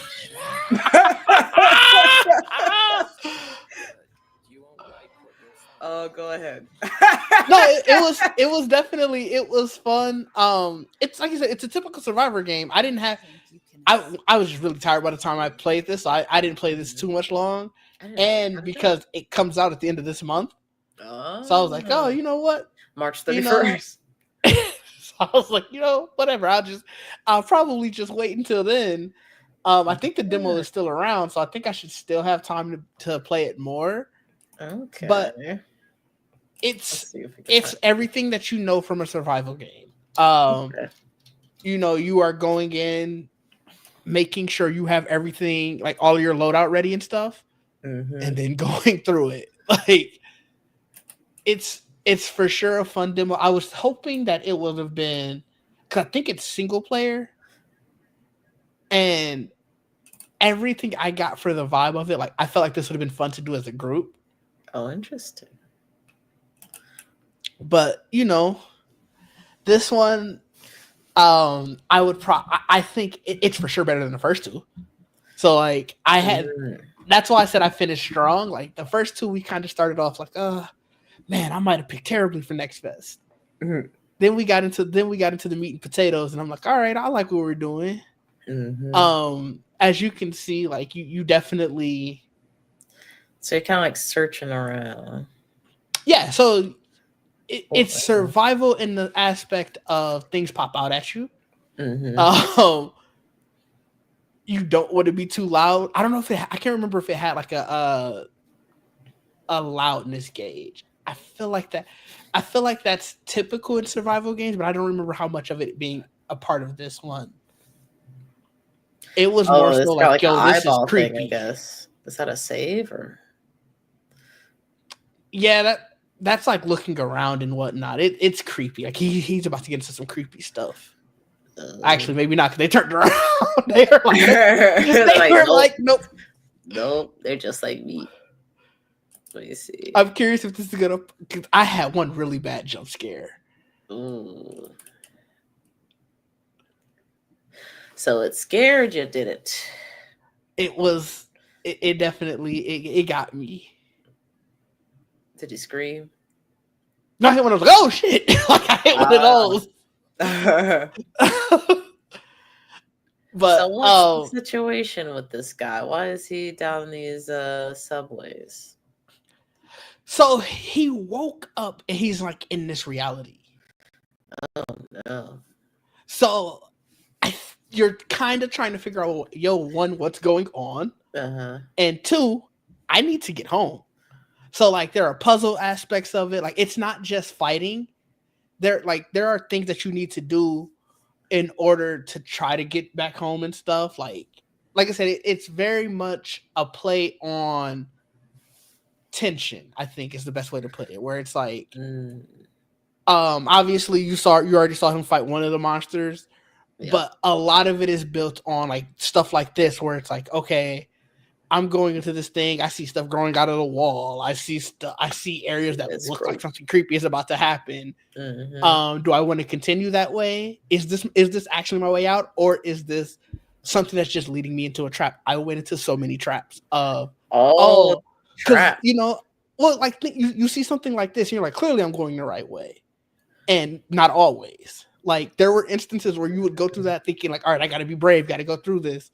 And I'm just there just so I can get a jump scare. Oh. Okay. So, like I said, it's one of those ones where I like his style. He saw something walk and said, "No, turn right back around." Like, no. I did that a couple times. They keep going all the way back. I definitely did that a couple times. But it was fun because it felt like, remember when we played that Backrooms game? Yes. How could I forget? But you remember how once we got past the initial area, there was like stuff you had to go and find. Yeah. It felt like that on a larger scale. And obviously because there are puzzles to this, it's more involved than just, I'm trying to remember the name of this one demo I played the last Next Fest, which was again almost like a Backrooms type game, but I spent so much time just walking from room to room and there was not really anything. This one was refreshing in the fact that stuff did pop out, stuff did, like there were things to do. Okay. So if you like horror, this is something you should definitely check out. I think the demo is still available, like I was saying, unless I just because I never uninstalled it, they're just still showing in my library. Let me see. Yeah, let me know if you can find it because it's still showing up in my library, but that just could be because I forgot to uninstall it. It doesn't look like it's still available. Nope. That's a shame. Well, hopefully once the game comes back out, they'll hopefully put the demo back up. Yeah. Because, like I said, if you're a fan of horror or you're a fan of survival, this is something, it's fun. Okay, yeah. Because I know, like, watching this, for me personally, I was like, this looks like it could be maybe a little jank. I don't know. That's fair. Which isn't always a bad, it isn't always a bad thing when it comes to playing games. But yeah, I didn't quite know how to feel about it because a lot of things that they showed felt kind of disconnected, and it kind of makes sense now with like hearing your explanation on like how like you can like walk through a door and like all of a sudden be in like this different kind of environment or walk into traps and different things like that. So, hearing that there's like a bunch of like jump scare traps. So they're not always, because the whole point of this is that you don't have, like, obviously he has his crowbar and I was fully fighting anything I came across. They do have like it is designed to be, do you want to fight your way through this or do you want to almost flight your way through it? You know, it's big on fight or flight. Do you want to figure out a way around it? Nice. So no, yeah, like I said, it's one of those things. You have to be the right type of gamer to enjoy this. And I know that's not everyone's cup of tea. So I say try it out for yourself. Hopefully they do bring the demo back because I think it was huge in, you know, gauging your interest or not. Yeah. And that's one of the things I like about Next Fest in general is just having the opportunity to try games that you were looking forward to, but also games that maybe you're just like, you know, like, I don't know how I feel about this. So let me just actually play it so I can like voice an opinion on like my actual experience rather than just like, oh, I saw this thing, I didn't like it. Like, you know, what does that to do with the game, you know? So yeah, I like that, you know, you're able to find out like, oh, you know, like you're more into this game than maybe you thought you were going to be. Yeah, like I said, it's one of those ones where I don't think it would be a day one purchase just because again, that it takes a lot to be a day one purchase right now because there's just so many games out. Yeah. There's oh my God, I feel like it's never ending. But it's something that, you know, come October when I try to do all my horror game binges and like horror game streams. This is probably one of the ones that I'll pick up and like, oh, you know, let's put some hours in for the month of October. Oh, so we got a sneak peek. They're just doing horror game streams. I'll be there with the popcorn. What you mean? I'm gonna do some multiplayer ones, so you'll be a part of the crew. With the popcorn, yes, the popcorn. No, you'll be a part of the crew going through it. Going through that popcorn. That's right, dude. Not Got going my through the salt and popcorn. the butter, you know. Yeah, I got No, all the fixings for the we're gonna popcorn. be in the action. Yeah, all that chomping action did to the No, that action of running through the game. Oh, that's a weird way to say eating popcorn did, but you know. I'm there with you. I'm there with you. Playing the game, I know. That's great. You know, this is cool. And this is one that was like I feel like we've seen a couple game awards / big gaming ish events. So I'm happy to see it come to fruition because you know I haven't talked about it here on the channel, but you know, Wonder Woman's canceled, so that's the thing.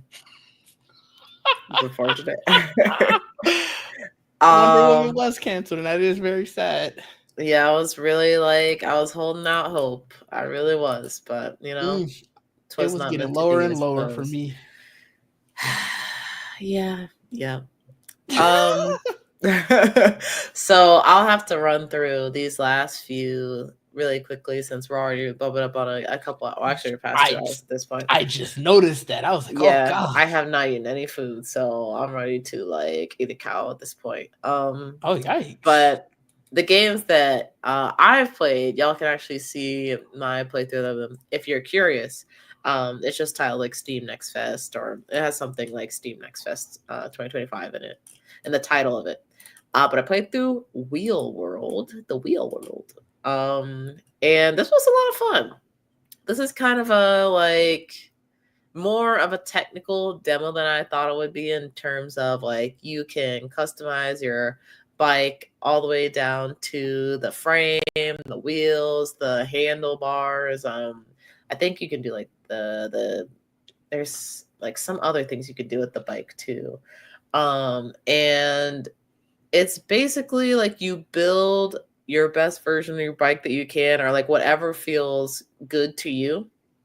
And then you take it to the countryside and start racing folks. There's like different, you would say biker gangs. It's really, I guess, cyclist gangs, you know, that would be more appropriate.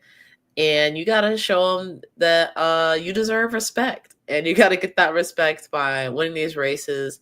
And there's also the little floating skull is a god, actually, but a god that's kind of like lost its power. So you help that god regain power by winning this renown so that you can get into other areas and talk to other like smaller gods and get a little bit of power from them. So by the end of the game, I think they'll be restored and they'll be able to like power that little building you saw at the end. Let me see if I can grab it. Like whatever's going on here, that's supposed to be what our little god is supposed to be doing. But yeah, so it was really fun. I think that the bike riding felt really good. I think this game demo could still be up. It feels like it could still be up. I recommend people try it out, especially if you like, I would say racing games. If you like games like Trials, where you're kind of like on bikes and you're kind of crashing around. You can't necessarily like spill out on this, but you could do some like pretty cool tricks, and there's different like environments that you can get through to try and like find the big jumps to go off of. So I think that's fun. The racing was pretty fun, kind of adrenaline pumping, which like I don't know, when you think about cyclist racing, like it might not seem like the most exciting thing, but when you're in there, you're like, oh my god, like I gotta freaking use the drafting and the boost and the jumps to try and get ahead of these people and just have them eat my freaking dust. So yeah, I had a great time with this demo. It was a lot of fun. Is this made by the same people who did Ali World? I don't think so. I think that developer it feels very shut down actually. Oh no, I love that game. Let me see. It feels very reminiscent of it. Roll 7. They are definitely shut down. It started off, Roll 7 was a British video game developer based in London. Yeah. Just unfortunate. It is very unfortunate. Ali World was great. I was thinking about Oh, they playing did it. Roller Drome. Yeah. Roller Drone was cool. It was okay. Oh.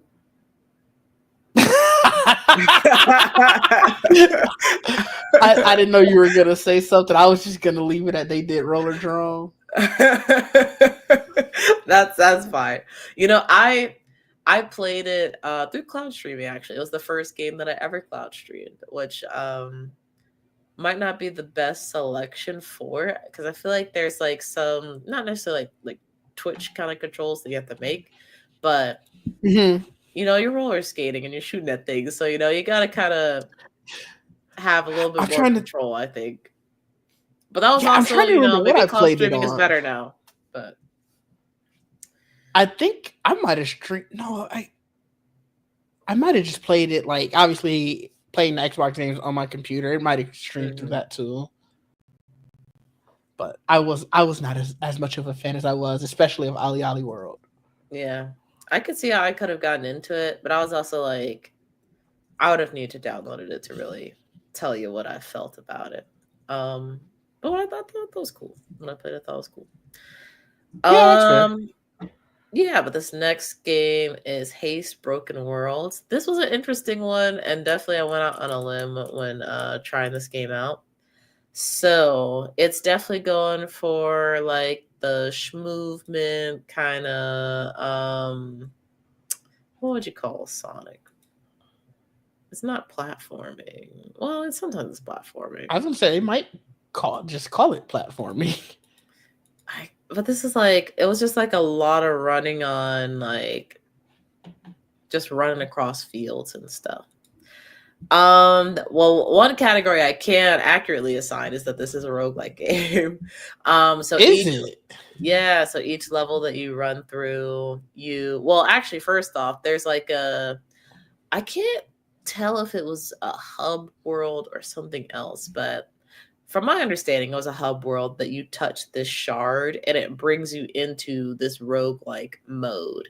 And from there, you can, like, obviously you see you run through these different maps and your objective is to make it to the end. They do have a scoring system, something that I did not do super well with. And there are, like, let me see. Pause it right there. Your cameras, by the way. Okay. There you go. Oh my god, I didn't know that was gonna have that sound. So you can see the pathway. You have like different options. So there's like somewhere you can go to kind of regain some health. There's just the regular level that you'll just run through. Standard. There's like this boss level that I tried one time, or a mini boss level, I guess you could say. And I tried it one time, did not understand what was happening at all. Failed it. Had to start my run over. From that point on, I actually avoided all the little skulls. I don't know if the skulls are like actually just death, or if it's supposed to be like, hey, this is a mini boss, and you kind of like figure out what to do. But basically on that level, you run up and there's like this little circular island that you have to get into, and it has like a rotating shield. So you have to kind of like maneuver your way. You gotta time shield. You could kind of like maneuver in the air, so you don't really have to time it. You just kind of like snake your way in. But then what was weird was, and you can kind of see this. Yeah, I was gonna say, this like at least you got upgrade paths and stuff. Let's see, where was it displayed? It'll be somewhere in this trailer. Oh, here we go. Like you can see this kind of like corruption. They didn't really explain what was happening with this, but there's like corruption that happens as the level goes on, which kind of low key means you're going too slow. But there's also, I found that the more time that I spent in the air, like the easier it was for the corruption to catch up to me. So you kind of have to like limit your air time, which does make sense with the biggest mechanic, or the mechanic that had the most emphasis in this game was there's like a dive mechanic. So when you're running and you're going off these hills, like your character pretty much like automatically kind of jumps, and what you're supposed to control with A is actually the descent from the jump.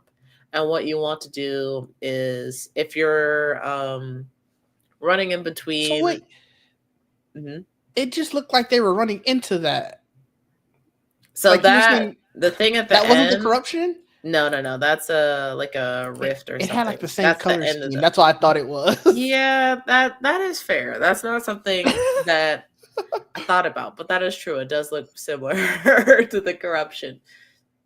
Maybe that's a story thing, dude. Y'all know you. Yeah, it could be. Yeah. But yeah, the way you want to play this game is if there are like 2 hills in front of you, you want to land in the valley of the hill.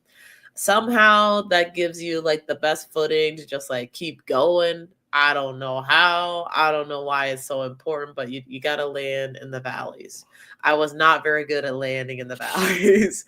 I tried my best, but it felt like when I was able to consistently do it, it was more so just like the game kind of doing it. Like if I went over small hills and she kind of just like did her own thing, versus if I went over a big hill and I'm like, okay, I'm trying to control like when I land. I'm like, more often than not, I would get like the okays or the goods and not really a perfect.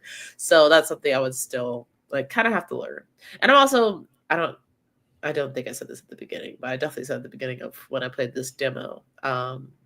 I'm not great at Sonic. I'm not great at the kind of movement kind of games. So this is really me going out on a limb and just trying something different, because that's one of my goals for the year is to try and push myself to do things that I wouldn't typically do. And that means more horror games. Let's go. That's not what that means at all. I play a lot of horror with you, so maybe I should chill on this year. Nah. Do something different.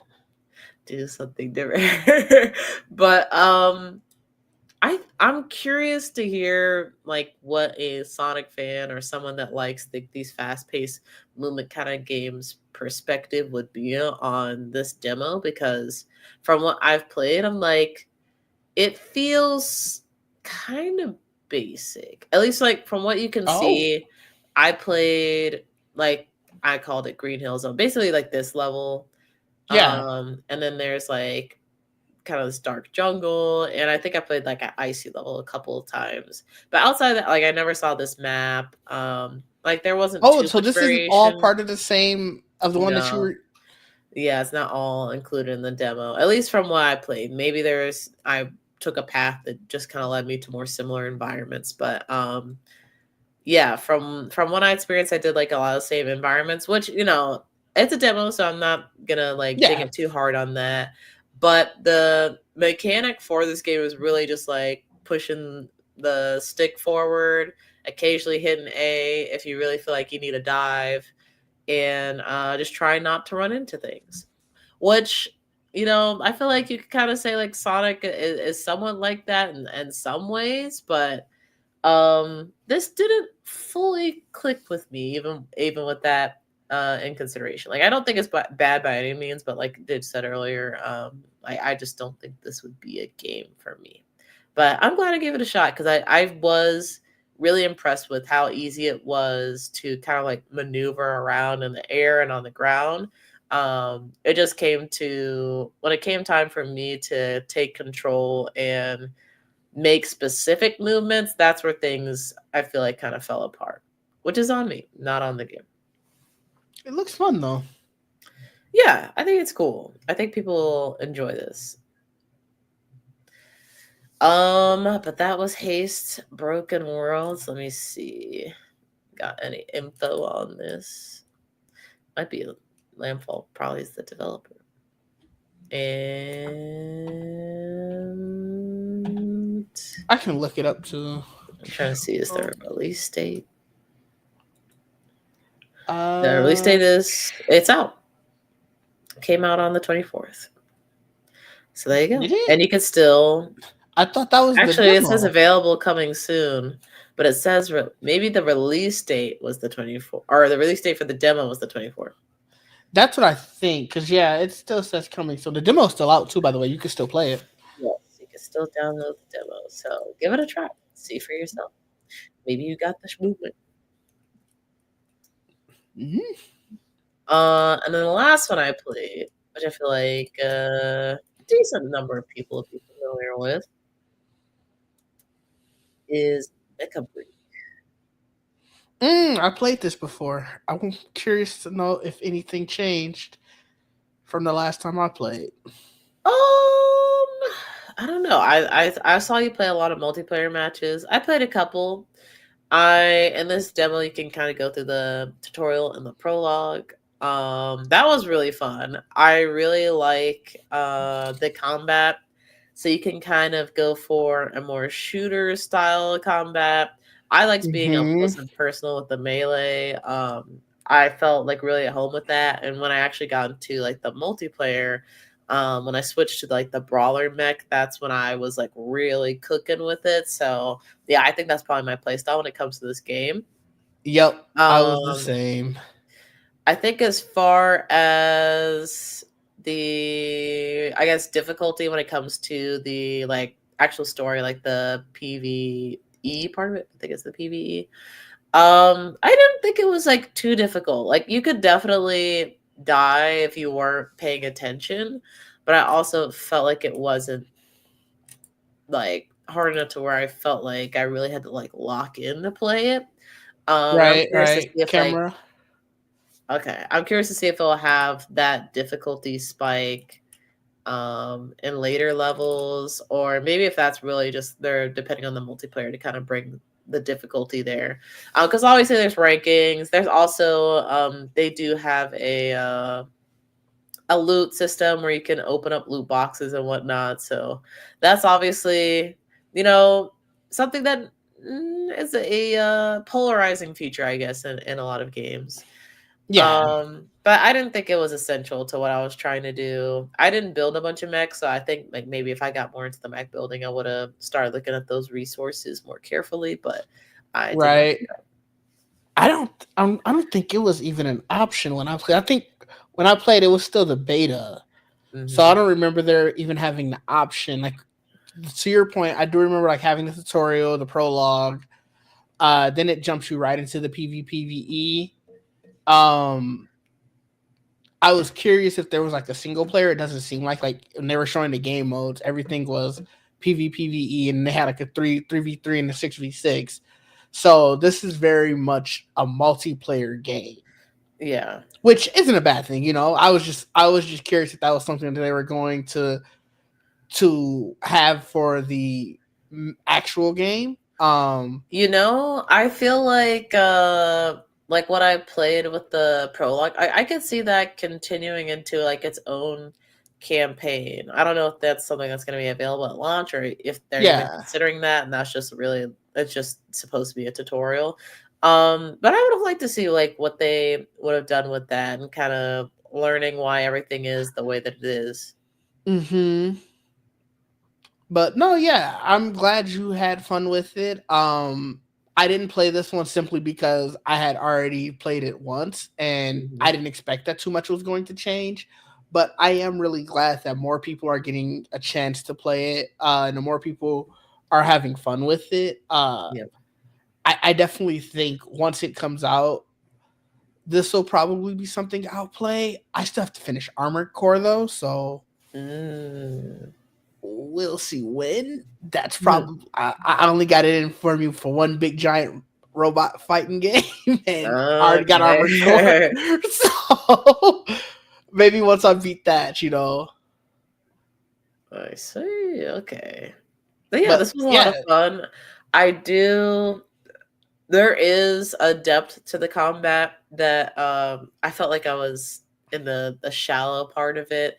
I was starting to explore a little bit more with the brawler where I felt like more at home combat wise. And maybe that was like I don't know if it's like I guess lower barrier to entry with the brawler, or maybe just that moveset clicked with me more. Um, but I do think there are some different combos and stuff that you can pull off. And clearly, like, you saw all these lasers and stuff. I didn't see anybody do that when I was playing, so clearly oh, somebody's gotta be able to do it. man, when I was playing in the beta, I swear he had to be a developer or something because he was coming in, he had all the moves, and I'm like, how are you doing any of this, man? But it's very action packed, so like that was Yes. something I really enjoyed. Mhm.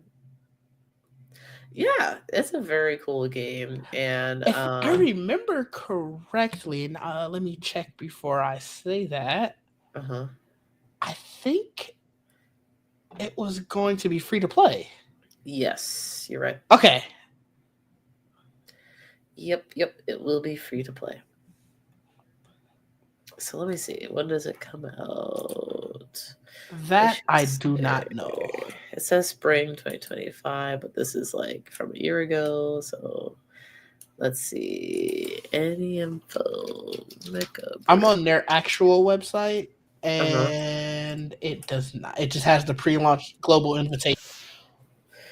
Well, I guess we'll stay tuned. Maybe it will launch sometime in the summer. I think that's when summer's usually pretty big for games, so yeah, they're already like getting their esports events together. They have to be in the final stretch. Yeah, on their homepage, that pre-launch global invitational is an esport event.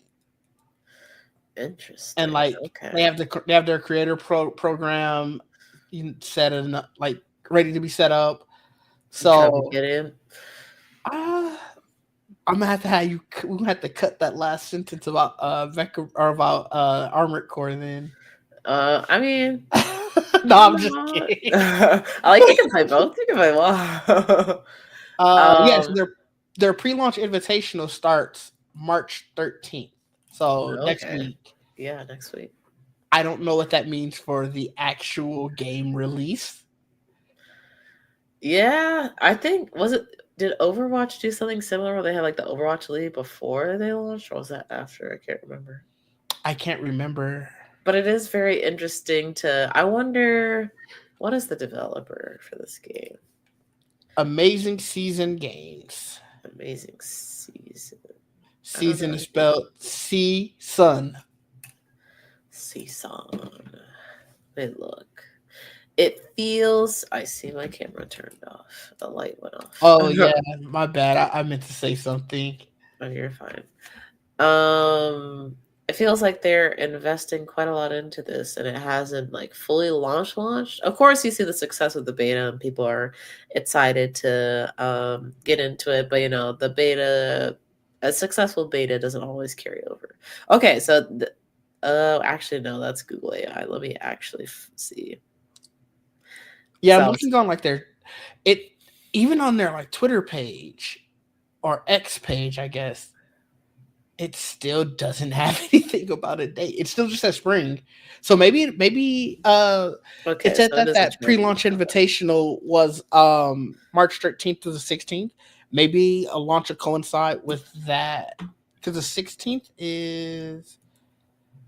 Oh, that's a Sunday. I doubt it'll be that. Maybe it'll coincide with the start next Thursday.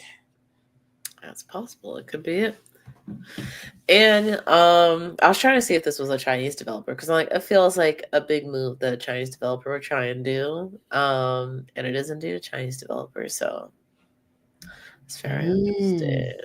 I feel like a lot of Chinese developers, they've been making big moves in the West, but more importantly, honestly, just in China in general, because there's a huge market there that they are willing to support fellow Chinese developers there hugely. So I could see them being successful just based off of that support alone, let alone going global and breaking out into that market. So it will be interesting to watch this game for sure. Yeah, that is true. But yeah, that's it. Let me see. Let me double check. I think that's everything that we played at Steam Next Fest. It's actually quite the list. I'm kind of shocked. This is probably the most games, at least for me, that I've played in a Next Fest. Same. Yeah. And we started playing a few days into it too, so we didn't have as much time. We probably could have played more. Yeah, I spent pretty much all of last Saturday playing games. Yeah. So this was great. I'm definitely looking forward to the next one. I know Xbox had an ID at Xbox Winter Fest demo event that I actually took part of and played a few games. I literally have been sitting on that video for 3 months, a quarter of a year. Oh God! So yeah, I need to put that one up. Yeah, but I got to do the same. I got all this gameplay footage from majority of these games. Some of them were streamed, so I didn't record, but majority of these I definitely need to just go ahead and put those out. Yep, the grind is real. The grind is very real. But That it yeah, is. I appreciate you for coming on, talk about your experience, Didge. It's definitely we got to try a lot of different things and get introduced to a lot of different indie devs, which is always great. So I appreciate your time and you know, inviting me to play some of the games you invited me to, you know. Yeah, thank you for having me. This is always fun. I always love talking gaming. I feel like I don't do it nearly enough, so happy to do it more. See, we're taking him back, Digit's channel. We're taking him back. He said he was tech, but gaming is tech too. He didn't think about it. He didn't realize that. We're bringing him back. But yeah, cool. I am gonna end it so I can go make some food. But I appreciate everybody for coming through and listening to some of our thoughts. If you Yeah. liked any of the demos that we talked about or anything that was showcased, definitely make sure to go wishlist it on Steam. Or if the game is on console, like wishlist it on like whatever platform you're gonna potentially play it on. It really helps the developers out a lot. Shows the investors that people are interested in their game. And yeah, appreciate the support. Until next time. All right, see y'all. Peace. Oh, I have a package I was supposed to